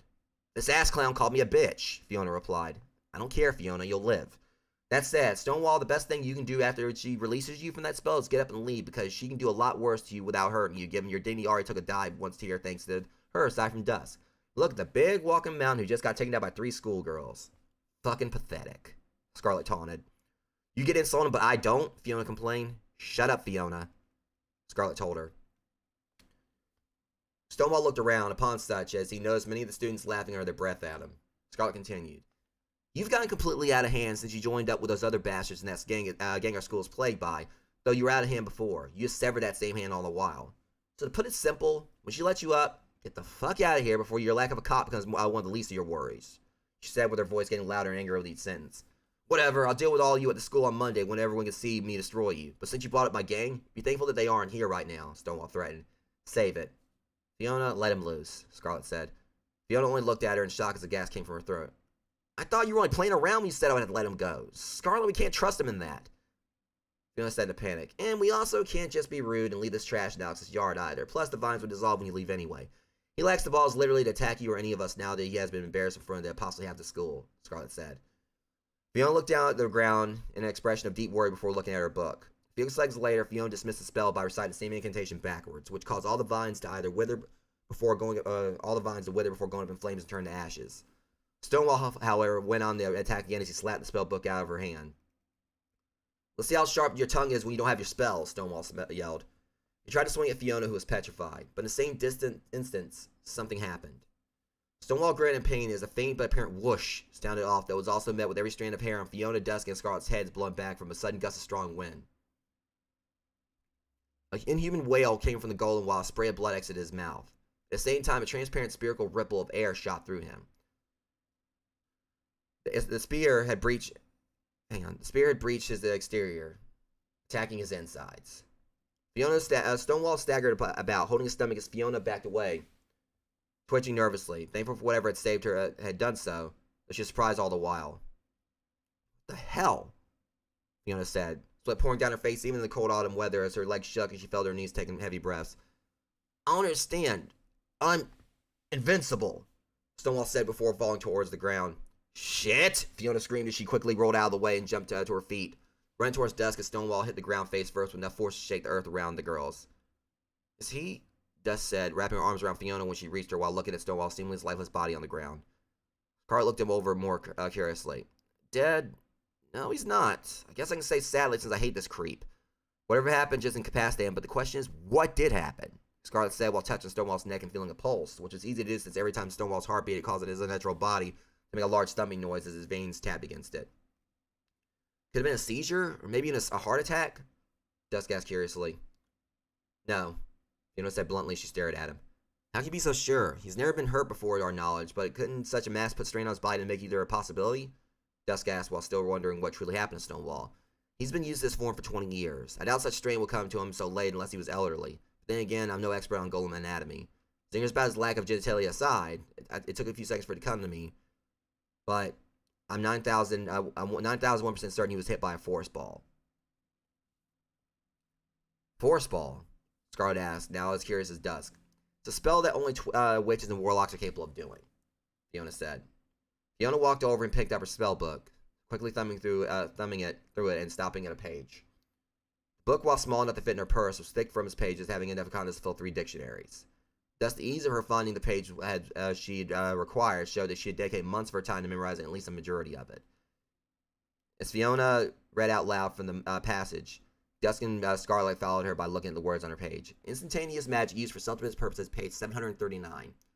Telekinetic spear, a defensive force better known through modern times of witchcraft simply as the force ball. Depending on the skill of the witch or warlock who uses it, the force ball's damage rate can range anywhere from simply stunning the enemy if it was harnessed by a apprentice to likely death performed by a master of the arts," Fiona explained. "Okay, so that doesn't tell us much," Dusk said. "I wasn't finished, sweetie," Fiona said. She said to her simply as she looked up from the book at her. "Oops," Dusk said as she did a zipper motion in her mouth and listened to Fiona continued. "The force ball's deadliest factor is that it's transparent and extremely difficult to defend against unless sense or the intended victim is in one way or another immune to it. The only way to know that one is used is the slight ripples that spreads in the air as the spirit follows its set path towards the intended victim. Thus, while toned to ocular perception, it's one's best defense to such. While some who practice witchcraft may learn how to manifest such a spell through training, some may go through their entire life without the means of doing so, considering that it is one of the hardest spells to master and use effectively. Even more so, there are the rare few who are born with the potential to perform the spell with no prior training. Being an instantaneous spell, no reciting of incantation is needed, thus all it requires a flick or tossing motion of the hand," Fiona explained before closing the book. "So what you're saying is Stonewall was tapped by another witch?" Dusk asked Fiona. "Nope, it was definitely a warlock," Fiona said. "How can you tell the difference?" Scarlet asked. "I know because I can sense his presence by a spiritual aura, and I can also distinguish a warlock from a witch. It's not a rare trait in witchcraft, and thus a quirk that all spellcasters have.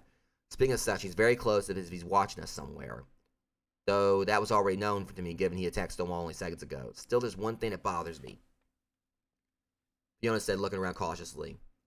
"What?" Dusk asked. "I've heard stories of very powerful warlocks, and I'm talking masters of the highest regard fighting golems. These highly trained warlocks, they didn't fuck around, seeing as they used like the fatal kind of force ball spell that were mentioned in my book that had enough power to crack a mountain down the middle. The power sent to this particular warlock is nowhere near that of a master, yet he knocked out Stonewall. Either he's very well blessed in his abilities, or he's hiding his true power somehow," she explained.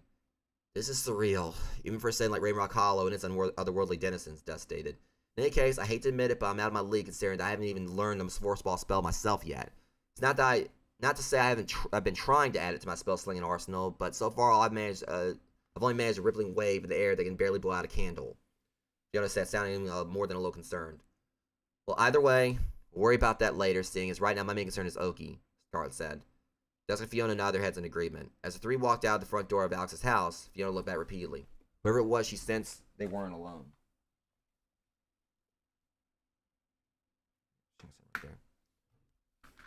Fiona, maybe this is a redundant question, but what's wrong with you? Scarlet asked after seeing Fiona looking back so frequently. Oh, it's nothing, Fiona said with a smile on her face that quickly faded away. She knew that Fiona was lying, but since Oki was of higher importance at the time, she let it go as Fiona got into her car while Dust rode with Scarlet to the infirmary. Worried about Fiona. She seems pretty on edge, Dust told Scarlet.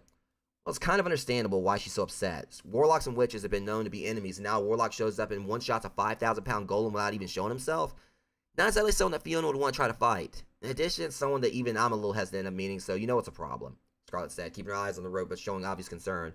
Dust was taken aback by her words. Scarlet was considered one of the most powerful students at the school, if not the strongest aside from Oki, who even without her voice-based powers was a formidable sword fighter.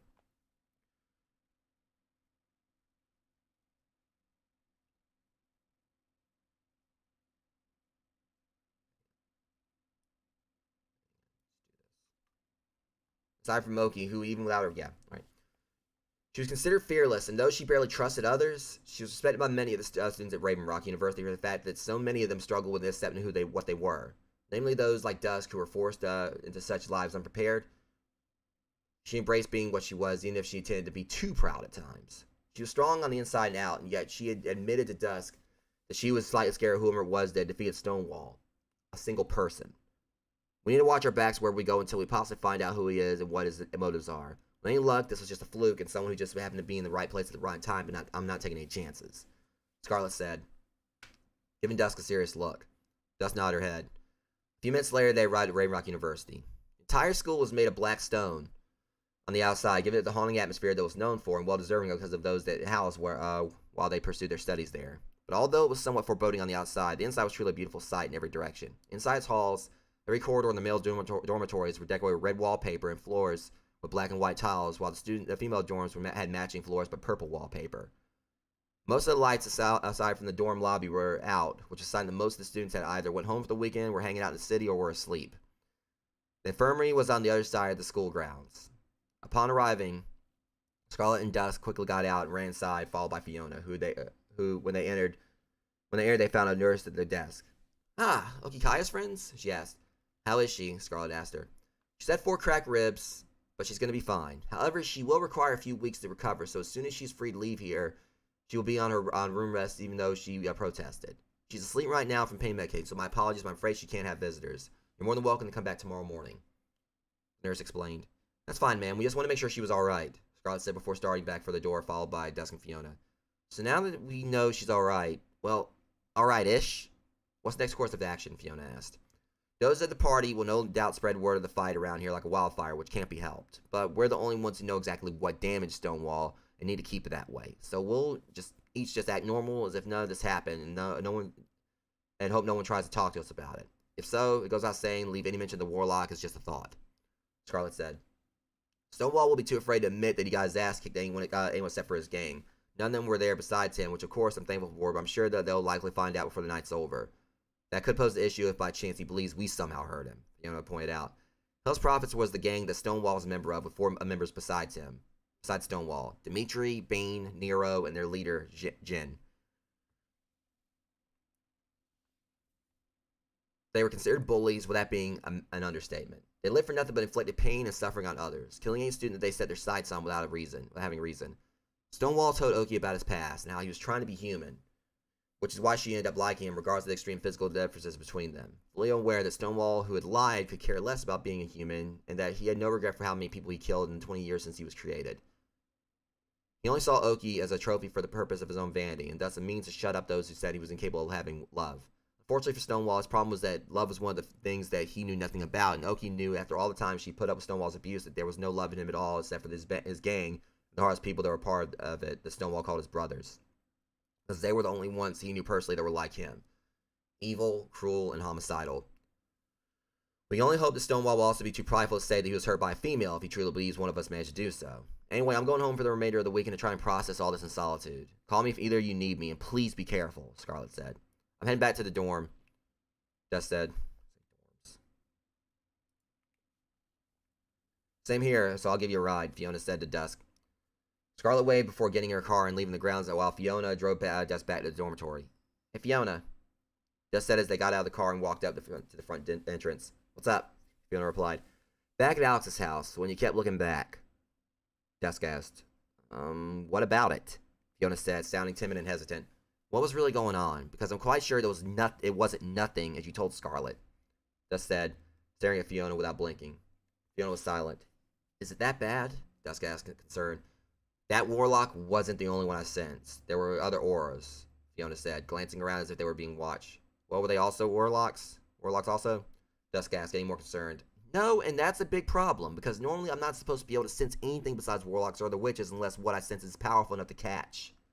That means that whoever he had with him, they were possibly just as strong, if not stronger than he was. I've sensed Jin's aura before, but I've never sensed anything from the rest of Hell's prophets. So with how much of a threat they are, that should tell you how strong these others I sensed tonight were. Fiona explained as she looked at Dusk. The look in her eyes showed Dusk just how serious it was. Fuck. How could things get any worse? Dusk said in an angry tone. Then as if it was an omen, Dusk heard a voice behind her. The night is as beautiful as your eyes are lovely. Would you care to spend the rest of it with me? The voice said, a British accent albeit more profound than Fiona's permeated through each word. Dusk kept her back turned to the person as she talked. No, I would not, Dimitri. You're a cruel, heartless bastard, just like your friends, and there's nothing you could possibly do to earn my company or my heart. We've had this discussion before, remember? Dusk replied. Dimitri Porter, age 20, was another of the 5 members of Hell's Prophets. Pale and tall at 6'2", with short black hair that he kept spiked in front of his but slicked back otherwise. He was completely covered from head to toe in black via skinny jeans and black leather boots that extended to his knees and a pea coat over a t-shirt. Being a vampire like Dusk and Scarlet, he also shared their strengths and weaknesses. Like Scarlet, he was full-blooded, which meant he was more than a match for Dusk and always showed a full visible shade of red in his eyes and sharp fangs in his mouth. On the same note, he also shared Scarlet's weakness to sunlight. He also, like Fiona, was originally from England, which to most was considered one of the homes of proper speech and gentlemanlike lifestyles. Dimitri, however, was nothing of the sort, and thus whenever he may have showed these qualities about him, they were only that of a charlatan. Narcissistic to where he was completely obsessed with his own delusions of perfection and consumed by pure hatred for anything he considered ugly, innocent, or weak. Dimitri had no problem with killing people, showing no regret which he did, which was easy to see since he had killed hundreds. Dimitri would stop at nothing to get what he wanted, murdering anyone who tried to stand in his way in cold blood. Because of his hatefulness and inability to show kindness to anything deserving, no sane girl would ever bring herself to love him. Therefore, if it came to it that he wanted a girlfriend or moreover a conquest, he knew a spell that would make any girl fall in love with him against their will, only for him to rape and then feed off of them, turn them into a creature of the night. And that was only if he was in the mood to take their life at the time. Dimitri's love spell also had an awful side effect if it had been cast on a girl for a long time, which was that even after the spell wore off, the girl would still love him to a point of obsession, even if she didn't to begin with, as it drove them insane not to have him. In addition, and knowing he never loved her, she would most likely commit suicide. Safely said, out of the members of Hell's Prophets, Dimitri was possibly the most evil. Yes, I remember, but I won't take no for an answer, and before that night is over, you will see things my way, Dimitri said, his eyes starting to glow with a faint yellow light. The telltale sign he was cast his trademark love spell. Dusk, don't look in his eyes, Fiona said, trying to pull Dusk away. But it was too late, and Fiona could see it herself as Dusk slowly walked towards Dimitri with a blank and motionless expression on her face, showing the same light burning inside her eyes as Dimitri's.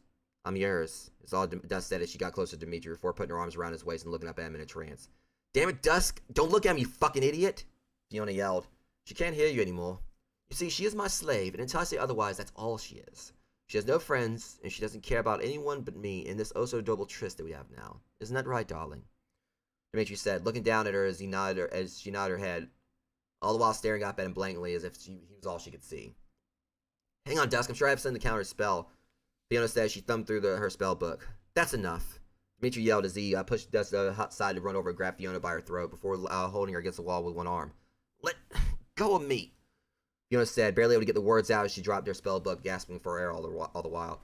So many have died because they thought that they could stand against me, and tonight, like all the others, you shall find out the hard way that no one stands against me and lives, he said coldly. He tightened his grip more, leading Fiona to letting out frail gasps as he continued.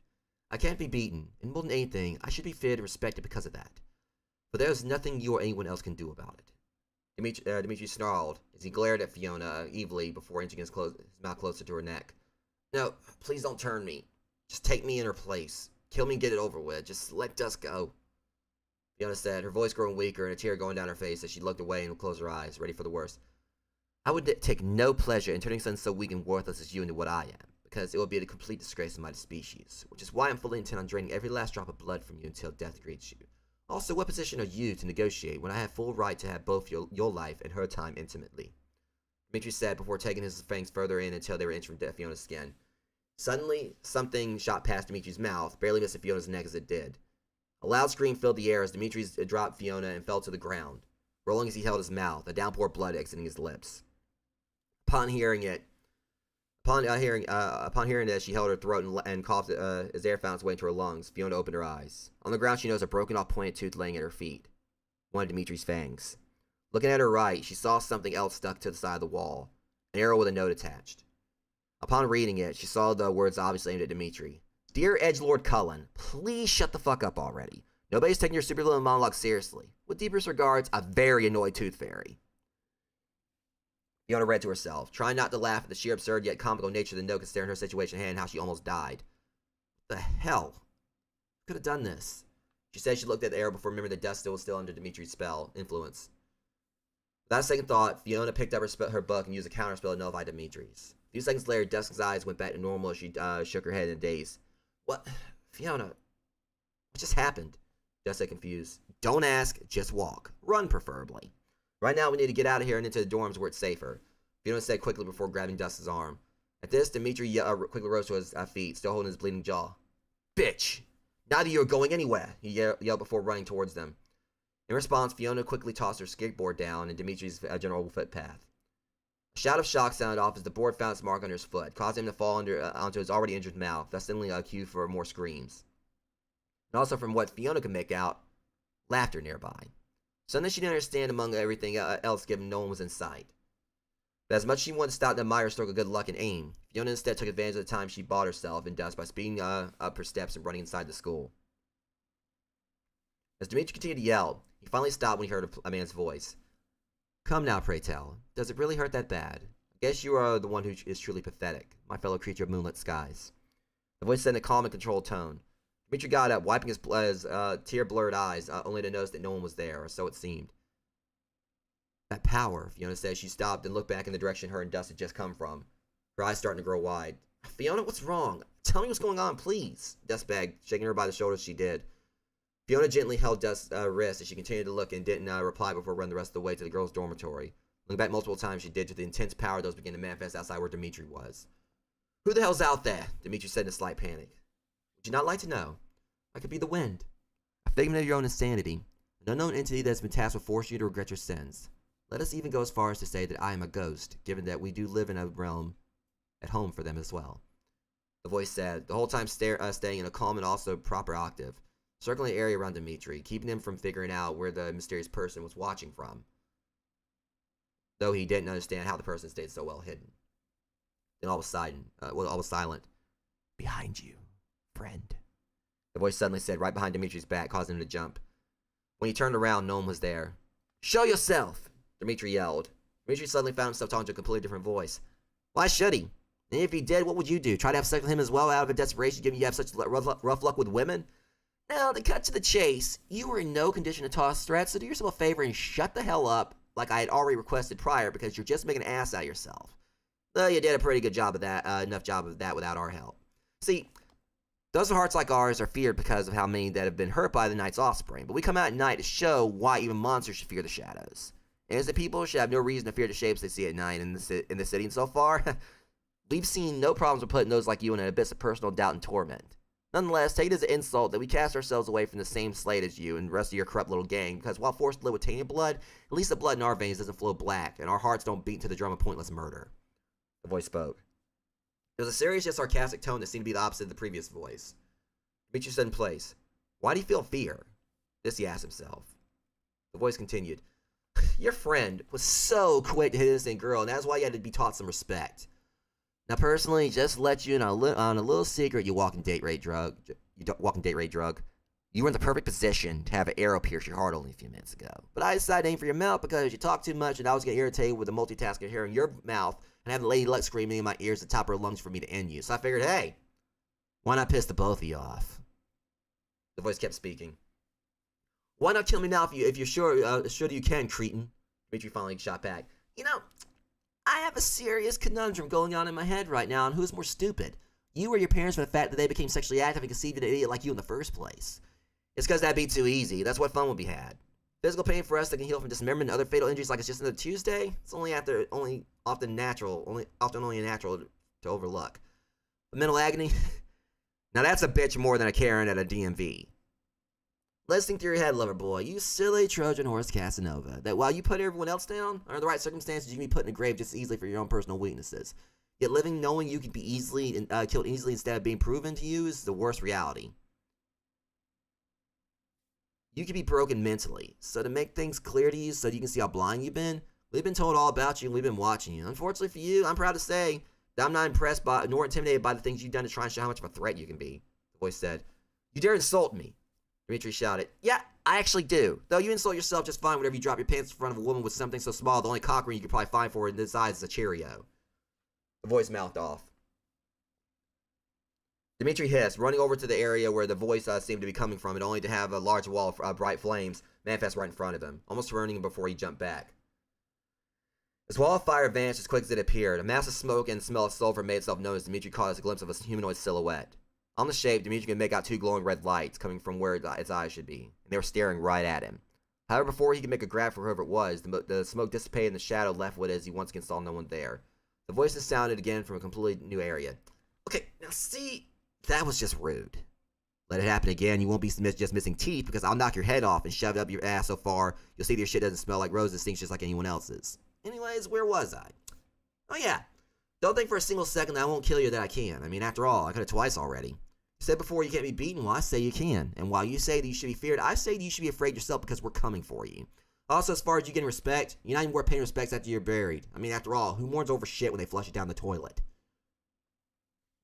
The voice said, sounding more unstable with each passing second. "I'll kick your ass," Dimitri yelled, not only be agreed by yet another voice, which is sarcastic like the other, but more comical.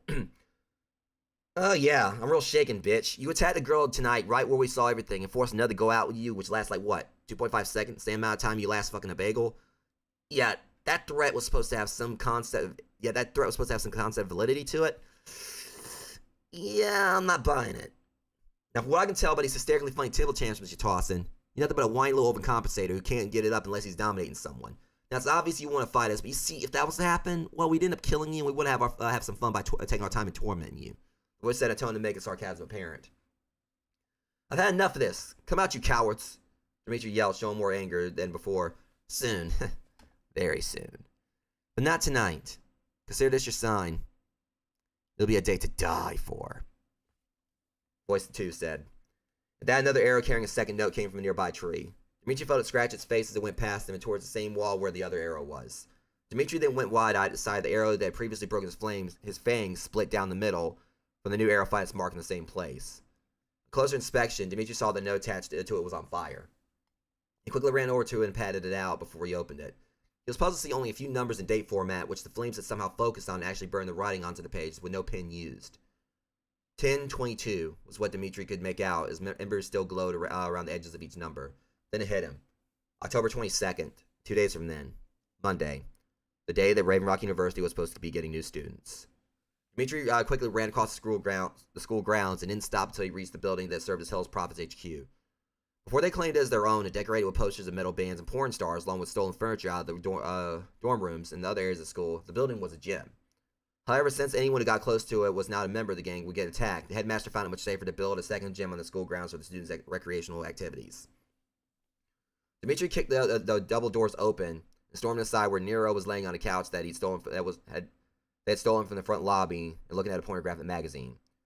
Nero Zatorsky, age 18, was the red and smartass of all the members of Hell's Prophets, and was also generally called the run out of the five because he was the shortest and the smallest, and the youngest.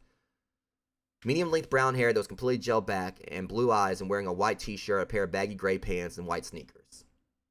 Even though he was small, Nero made up for it anytime he used his powers. Since he was a shapeshifter, Nero can mimic the form and voice of any person he had physical contact with, even if it was only through a handshake. He could become any animal he chose just by reading about it. Countless people have been wrongfully prosecuted for crimes that Nero had committed, given his knack for committing theft or killing people while in another's form. In addition, no one else would believe otherwise if it came from the person whose persona Nero had taken on, which is why many people were in prison or on either death row or life sentence, and Nero was free to walk the streets with a 6 smile on his face, happy for what he had done and looking forward to framing others. If anything, no one, including his friends, were sure if the form he was seeing normally was even what he truly looked like. What's your problem? Nero says Dimitri walked into the gym and grabbed a piece of ice from the freezer, stolen from the lunchroom, and put it in his mouth, squinting his eyes as the cold feeling on his broken tooth and sensitive gums hurt more than he'd like to admit. I was shocked, Dimitri said, his words muffled from the ice, which was finally numbing the pain. What? Nero said with a small smile on his face. He tried not to laugh. In frustration, Dimitri spit the ice out, which had become red with blood. I said I was attacked, Dimitri yelled. Are you serious, or is that you're too proud to admit you fell on your oh-so-precious face? Nero said with a raised eyebrow. Dimitri walked towards Nero and lifted him up off the couch before showing him the broken fang. Someone shot my fang out with an arrow. I don't know who it is, but I will say that when I find out, he's dead. Dimitri snapped. Okay, so you're not making it up, it seems, Nero said as he looked down at his feet, which were dangling off the floor.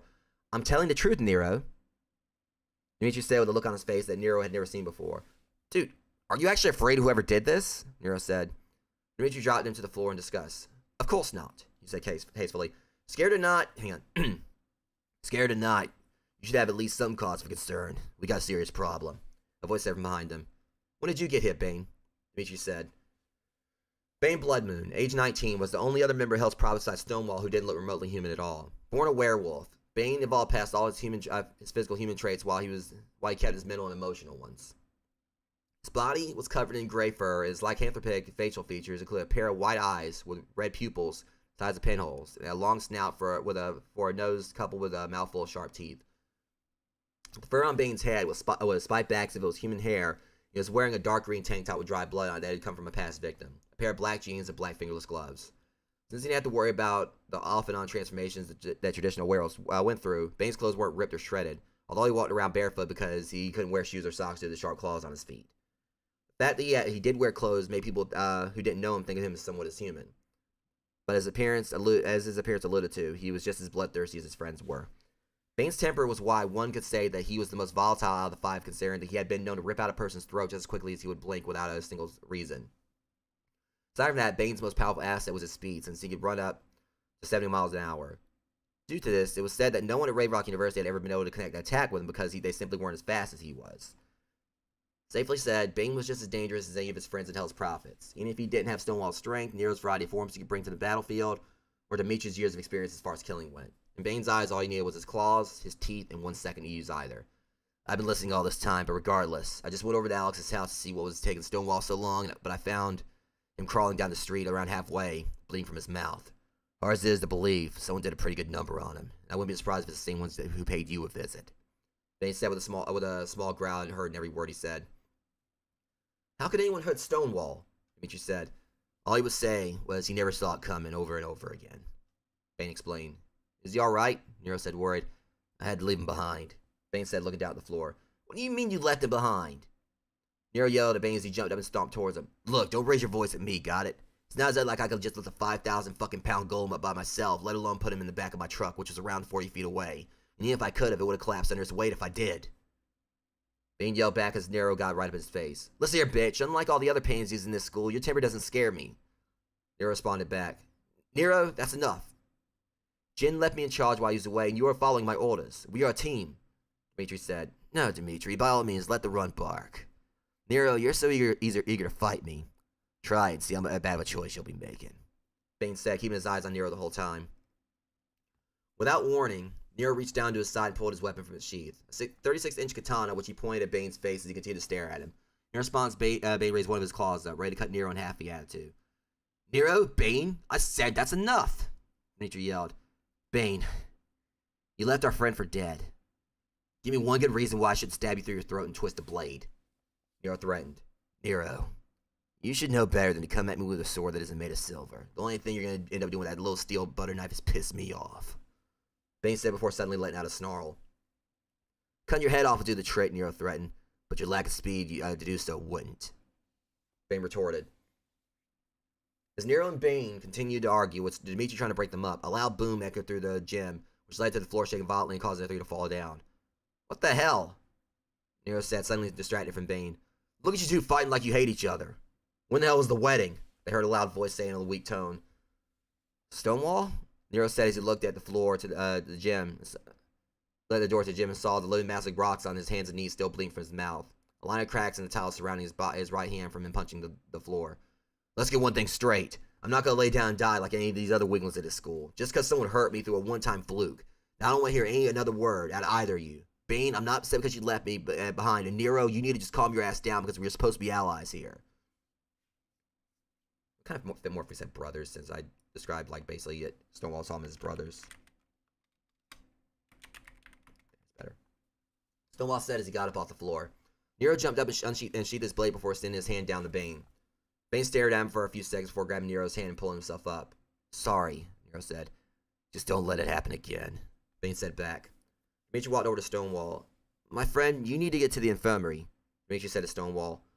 Don't worry about my injury since we have other things to take care of. Like to find out just what the hell's going on around here, Stonewall said. Well, for starters, you weren't the only one who got attacked, and Bane thinks that the same ones who talked to you are the ones who came after me.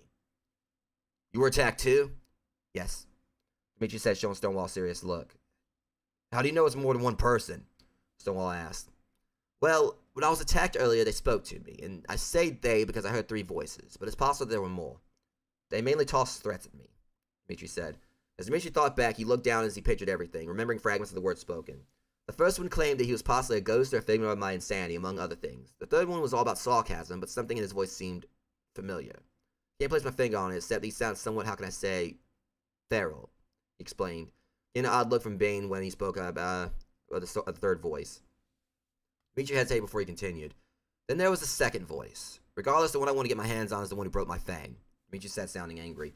Great. In other words, we're getting attacked by invisible people, Stonewall said. Oh, don't be ridiculous, you twit.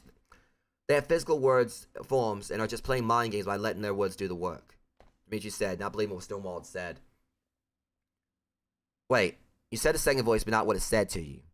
Explain, Nero said to Dimitri. I hate to say it, but it scared the hell out of me, Dimitri said, feeling embarrassed. What? Are you fucking serious? You, our second in command, afraid? Bane said, surprised. Look, if you heard it yourself, you would see where I'm coming from, Dimitri explained. If it had been me, I'd have slit his throat before he could finish talking. Bane stated. You take me as someone who didn't try to punish us like a decorum? Dimitri asked. No, but I do know I'm faster than you, Bane replied. Point proven. Now where was I? Dimitri continued. He thought back again, remembering every detail, including the walls of flames that almost burned him alive. Those glowing red eyes, the arrows. While the other voices had their share of terror to them that had enveloped Dimitri, it was the second voice and his actions that worried Dimitri the most. That unhinged tone laced with the concept that maybe there truly is someone more homicidal than he was, aside from his fellow gang. Whoever the crazy bastard was, he talked in riddles and metaphors, and with every word he sounded more insane. More intent of inflicting harm, considering almost every sentence was a potential death threat. That they had been watching us. He told me not to think of for 1 second that he wouldn't kill me or that he couldn't, and that if he weren't in a good mood, he would have killed me then. One of the last things he said was they were coming for us, Dimitri said, a slight hint of fear and panic in his voice. This is bullshit, Dimitri. You're getting worried over nothing. You call getting shot in the mouth by an arrow nothing. Since when the fuck can a person be good enough to shoot an arrow with pinpoint accuracy past the person's mouth, missing his face, and yet chip a tooth in half? Let alone fire a second arrow that scratches his face and splits the previous one right down the middle. What the hell is he, Robin Hood on crack? And are you forgetting that one of them took down our resident golem, who outside of defense like a tank, who's never been hurt before tonight? Dimitri asked Bane. Bane became silent. Well, did they give any other clues besides the dreaded, they're coming for us? Nero asked.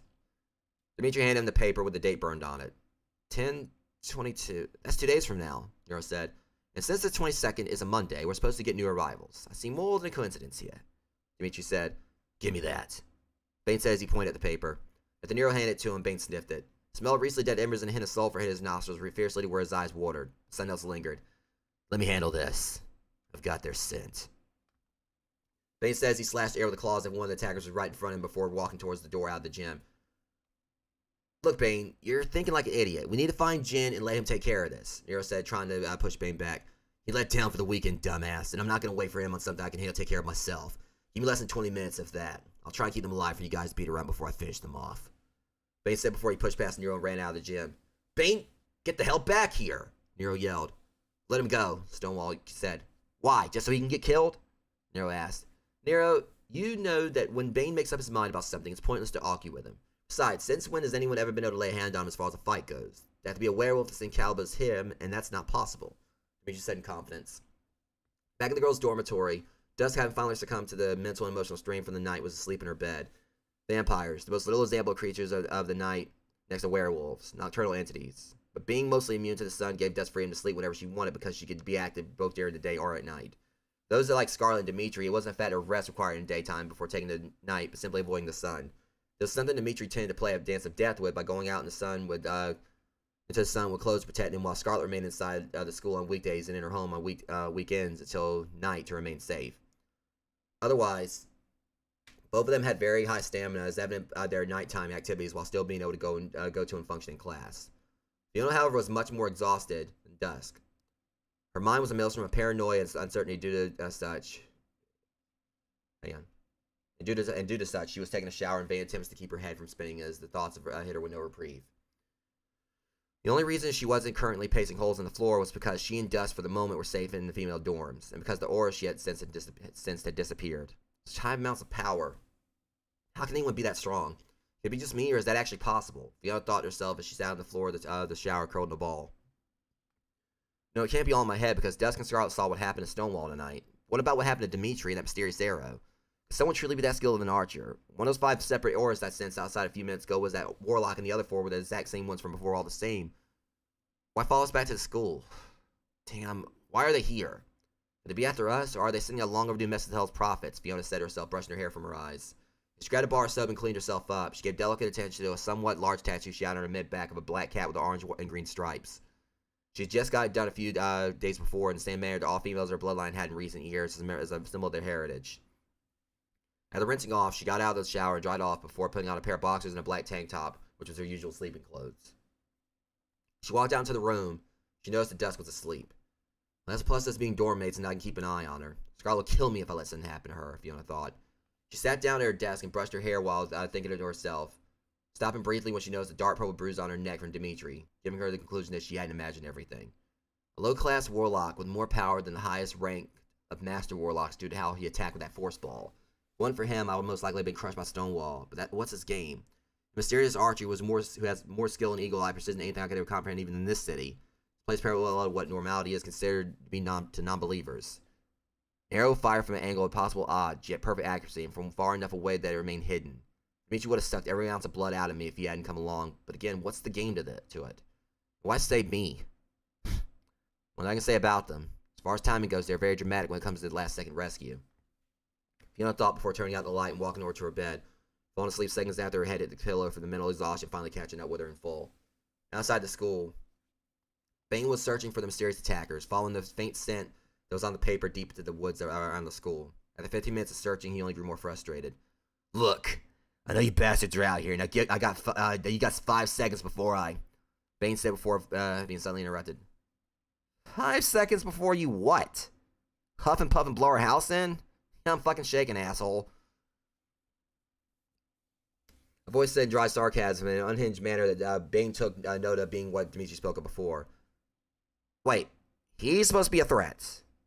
But I left my red hood and basket at home, plus my grandmother stays armed with a shotgun. Not that the wrinkled broad would need that to kick this guy's ass. The second voice said.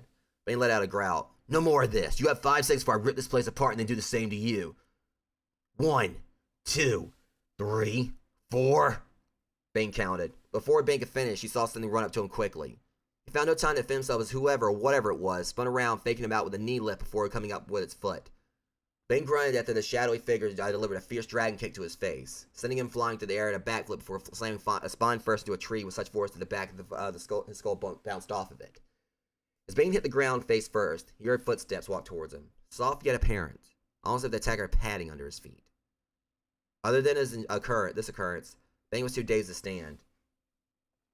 But upon hearing a loud thud behind him, he looked back at the tree that he flew into. It was broken in half from the impact of him hitting it hard enough to splinter the sides of it into potential pieces of kindling. 5. Now, who's afraid of the big bad wolf? Because I'm sure as hell not seeing as I'm the bigger and badder wolf.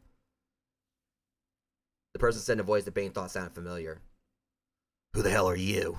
Bane said, growing weaker all the while. The mysterious man reached down and pulled Bane up by his shirt. Upon seeing his face, Bane noticed that the man wasn't human for more reason than the strength he used to kick Bane into a tree like a cannonball shot full speed from a battleship. With this, Bane glanced up at the moon. Pale, white, full in his embraces, gray clouds in the dark sky passed over it. His voice sounded familiar because he had the same kind of feral speech pattern that Bane had in his own voice. This also told Bane why Dimitri found out one of the voices familiar.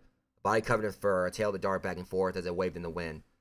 Those almost entirely silent footsteps before, and obviously they were padded. Indeed, another werewolf.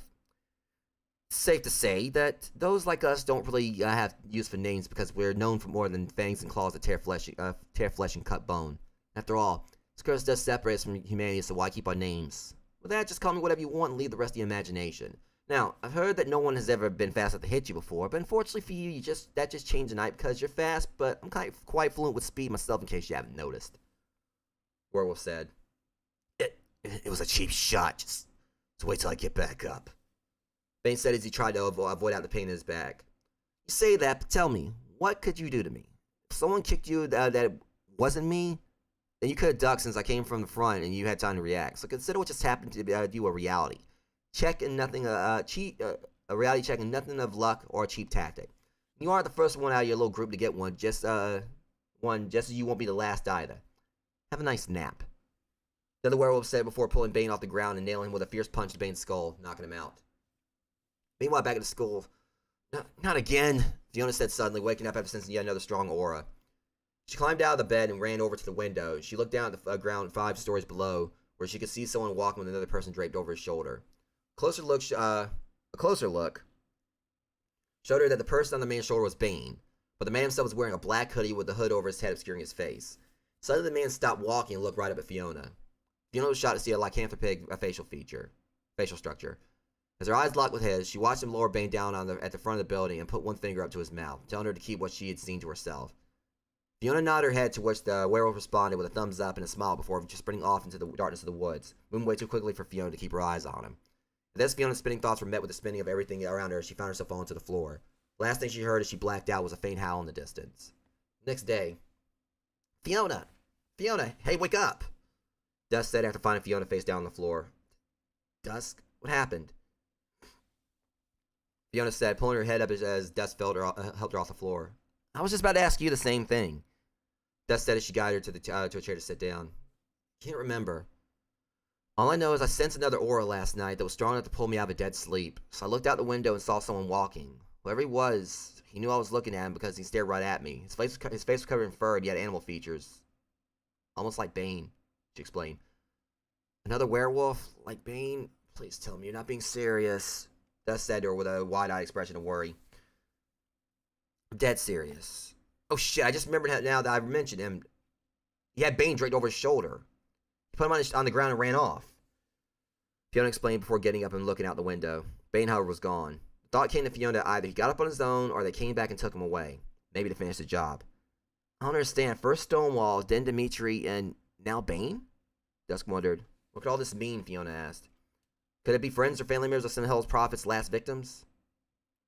Dusk said, looking outside now as well. I'm not sure, but I'm tired of thinking about it because whenever I do, it makes me feel sick. The only thing I can say is that we'll find out eventually. Maybe a good outcome, or it may be bad, but it's inevitable nonetheless. Fiona said, looking out the window as it quickly started to rain. Back in Hell's Prophet's gym. Another werewolf, quick enough to hit you not once but twice. Dude, there's no way. Fiona said as he looked at Bane, who had just came to outside and ran back to the gym. His face covered in dry blood as it caked on his fur. I know what I saw, and I damn sure know what I wasn't imagining things. Those blows in my face were real enough in case you haven't noticed. Plus, why the fuck would I make this up anyway since it would threaten to tarnish my record if it got out?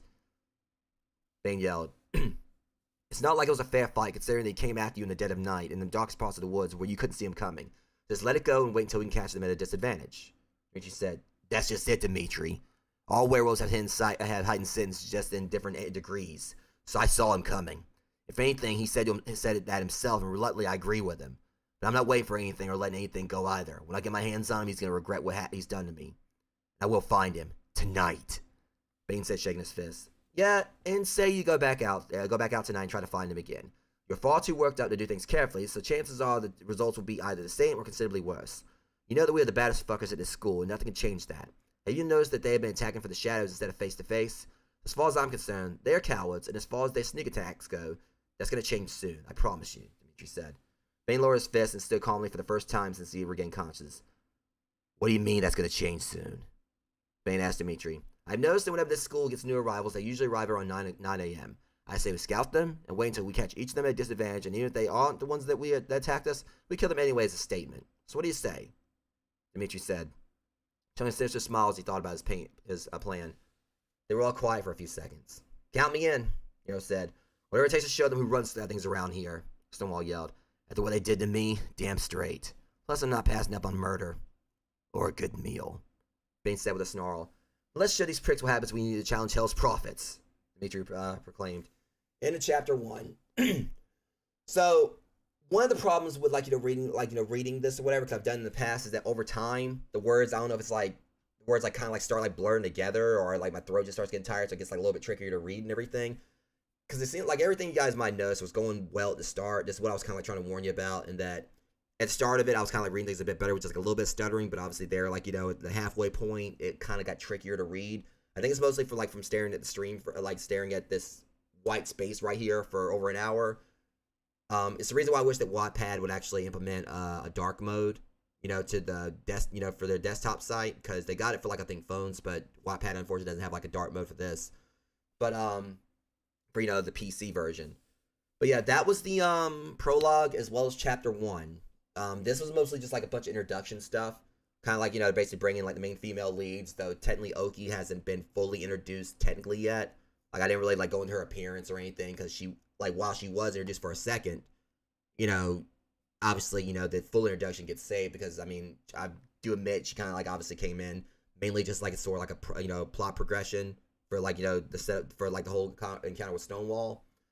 But Oki does like get more of explanation on her, like in the coming chapters. Like the way it kind of like is that obviously the main focals here, of course, are Scarlet, Fiona, and Dusk. But that's mainly because Oki's like hasn't really been brought in yet. And, even still when she does come in, like I will say she's kind of used a little bit more rarely. Like she does like definitely get like her moments and everything. She's in like some backstory stuff.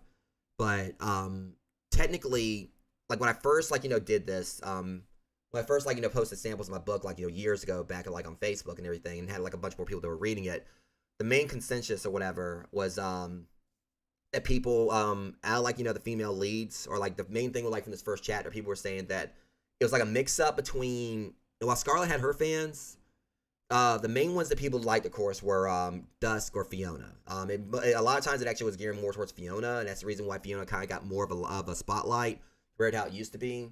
Because obviously Dusk, it's very apparent that the way this started with the prologue, Dusk is a very key focal point of the story. But she's pretty much like the main. I basically kind of set up. There's two main female leads. In the sense that I try to I said before, like all the main characters are basically main characters. They're all treated like in equal fashion.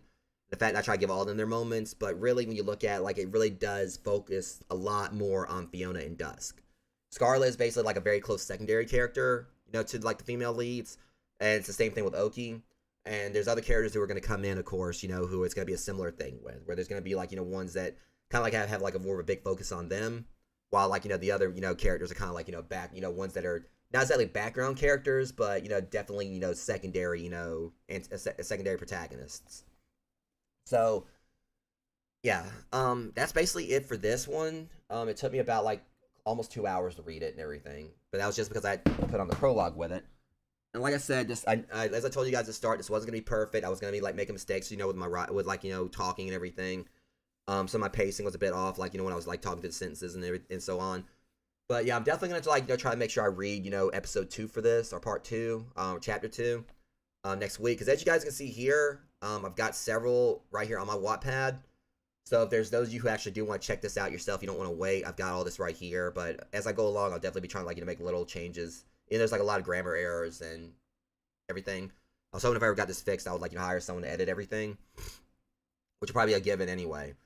But if you guys want to go and check out any of what else I got right here, in advance, you're more than free to do so. I just mainly want to kind of do this thing where I can read the chapters off, so that way those who maybe don't have time to go through and like read everything manually. You basically kind of just treat this as like a podcast that you can just like listen to in the background while you're doing whatever. Because there's like a few people like McDT43, he's one to read this, and there's a few others that been interested in checking my book out. So at least this is the means for you guys, like whatever you're busy with in the day, it'll be like right here for you, completely optional for you to of course go in and just boot this up, and you just listen to me talk, read the story to you in the background.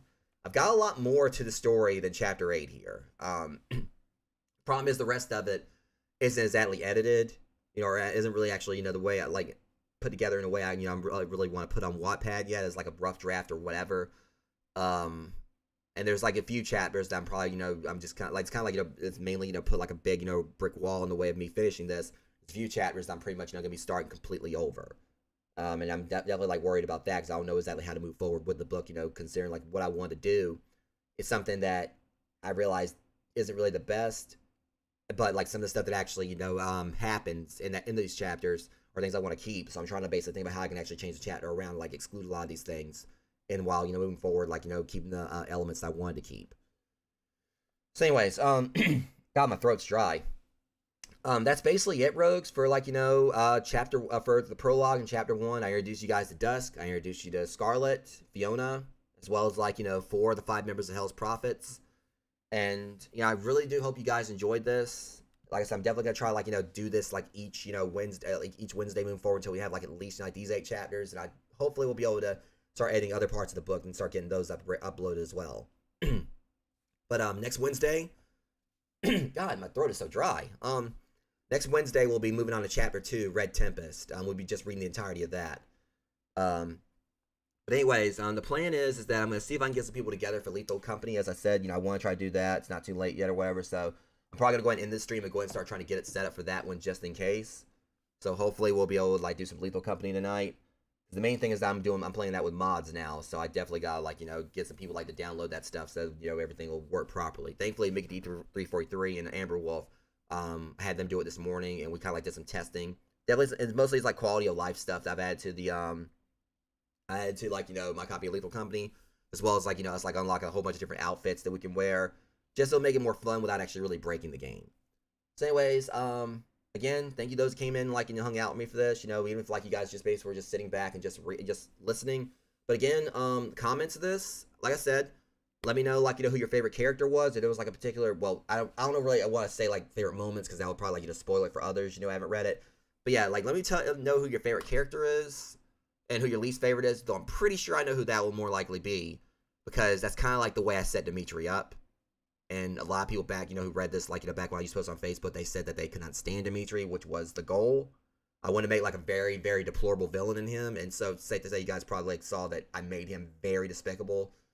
But it's also just for the reason that, as you guys saw, there's going to be some moments in the book where as cocky and self-centered as he is, he ends up getting put in his place quite a bit. So as strong as Dimitri is, he ends up also being a running joke as well. But anyways, yeah, like I said, I'm going to go and try to set up for the Lethal Company stream, see how things go. But until next one, Rogues, much love. Thank you guys for coming out for this. I had a blast reading this first bit for you. And I can't wait to do next one next week. But until next stream, which will hopefully be in a bit, you guys stay safe. And I'll talk to you soon. Thanks so much for watching, and love your faces. Thanks so much for watching my stream. If you like my content and want to see more, be sure to follow me and hit that notification bell. You can also find me on Instagram and join my Guilded server to hang out and join in on occasional movie nights, as well as check out my TikTok where I post comic requests for my live streams. If you're an aspiring streamer, my website contains a collection of over a dozen completely free text guides with advice to help you get started. Sections dedicated to proper networking, reports to channel panels, handling dead air, and many other topics. You can find a link to my website on my YouTube channel. See you guys next time.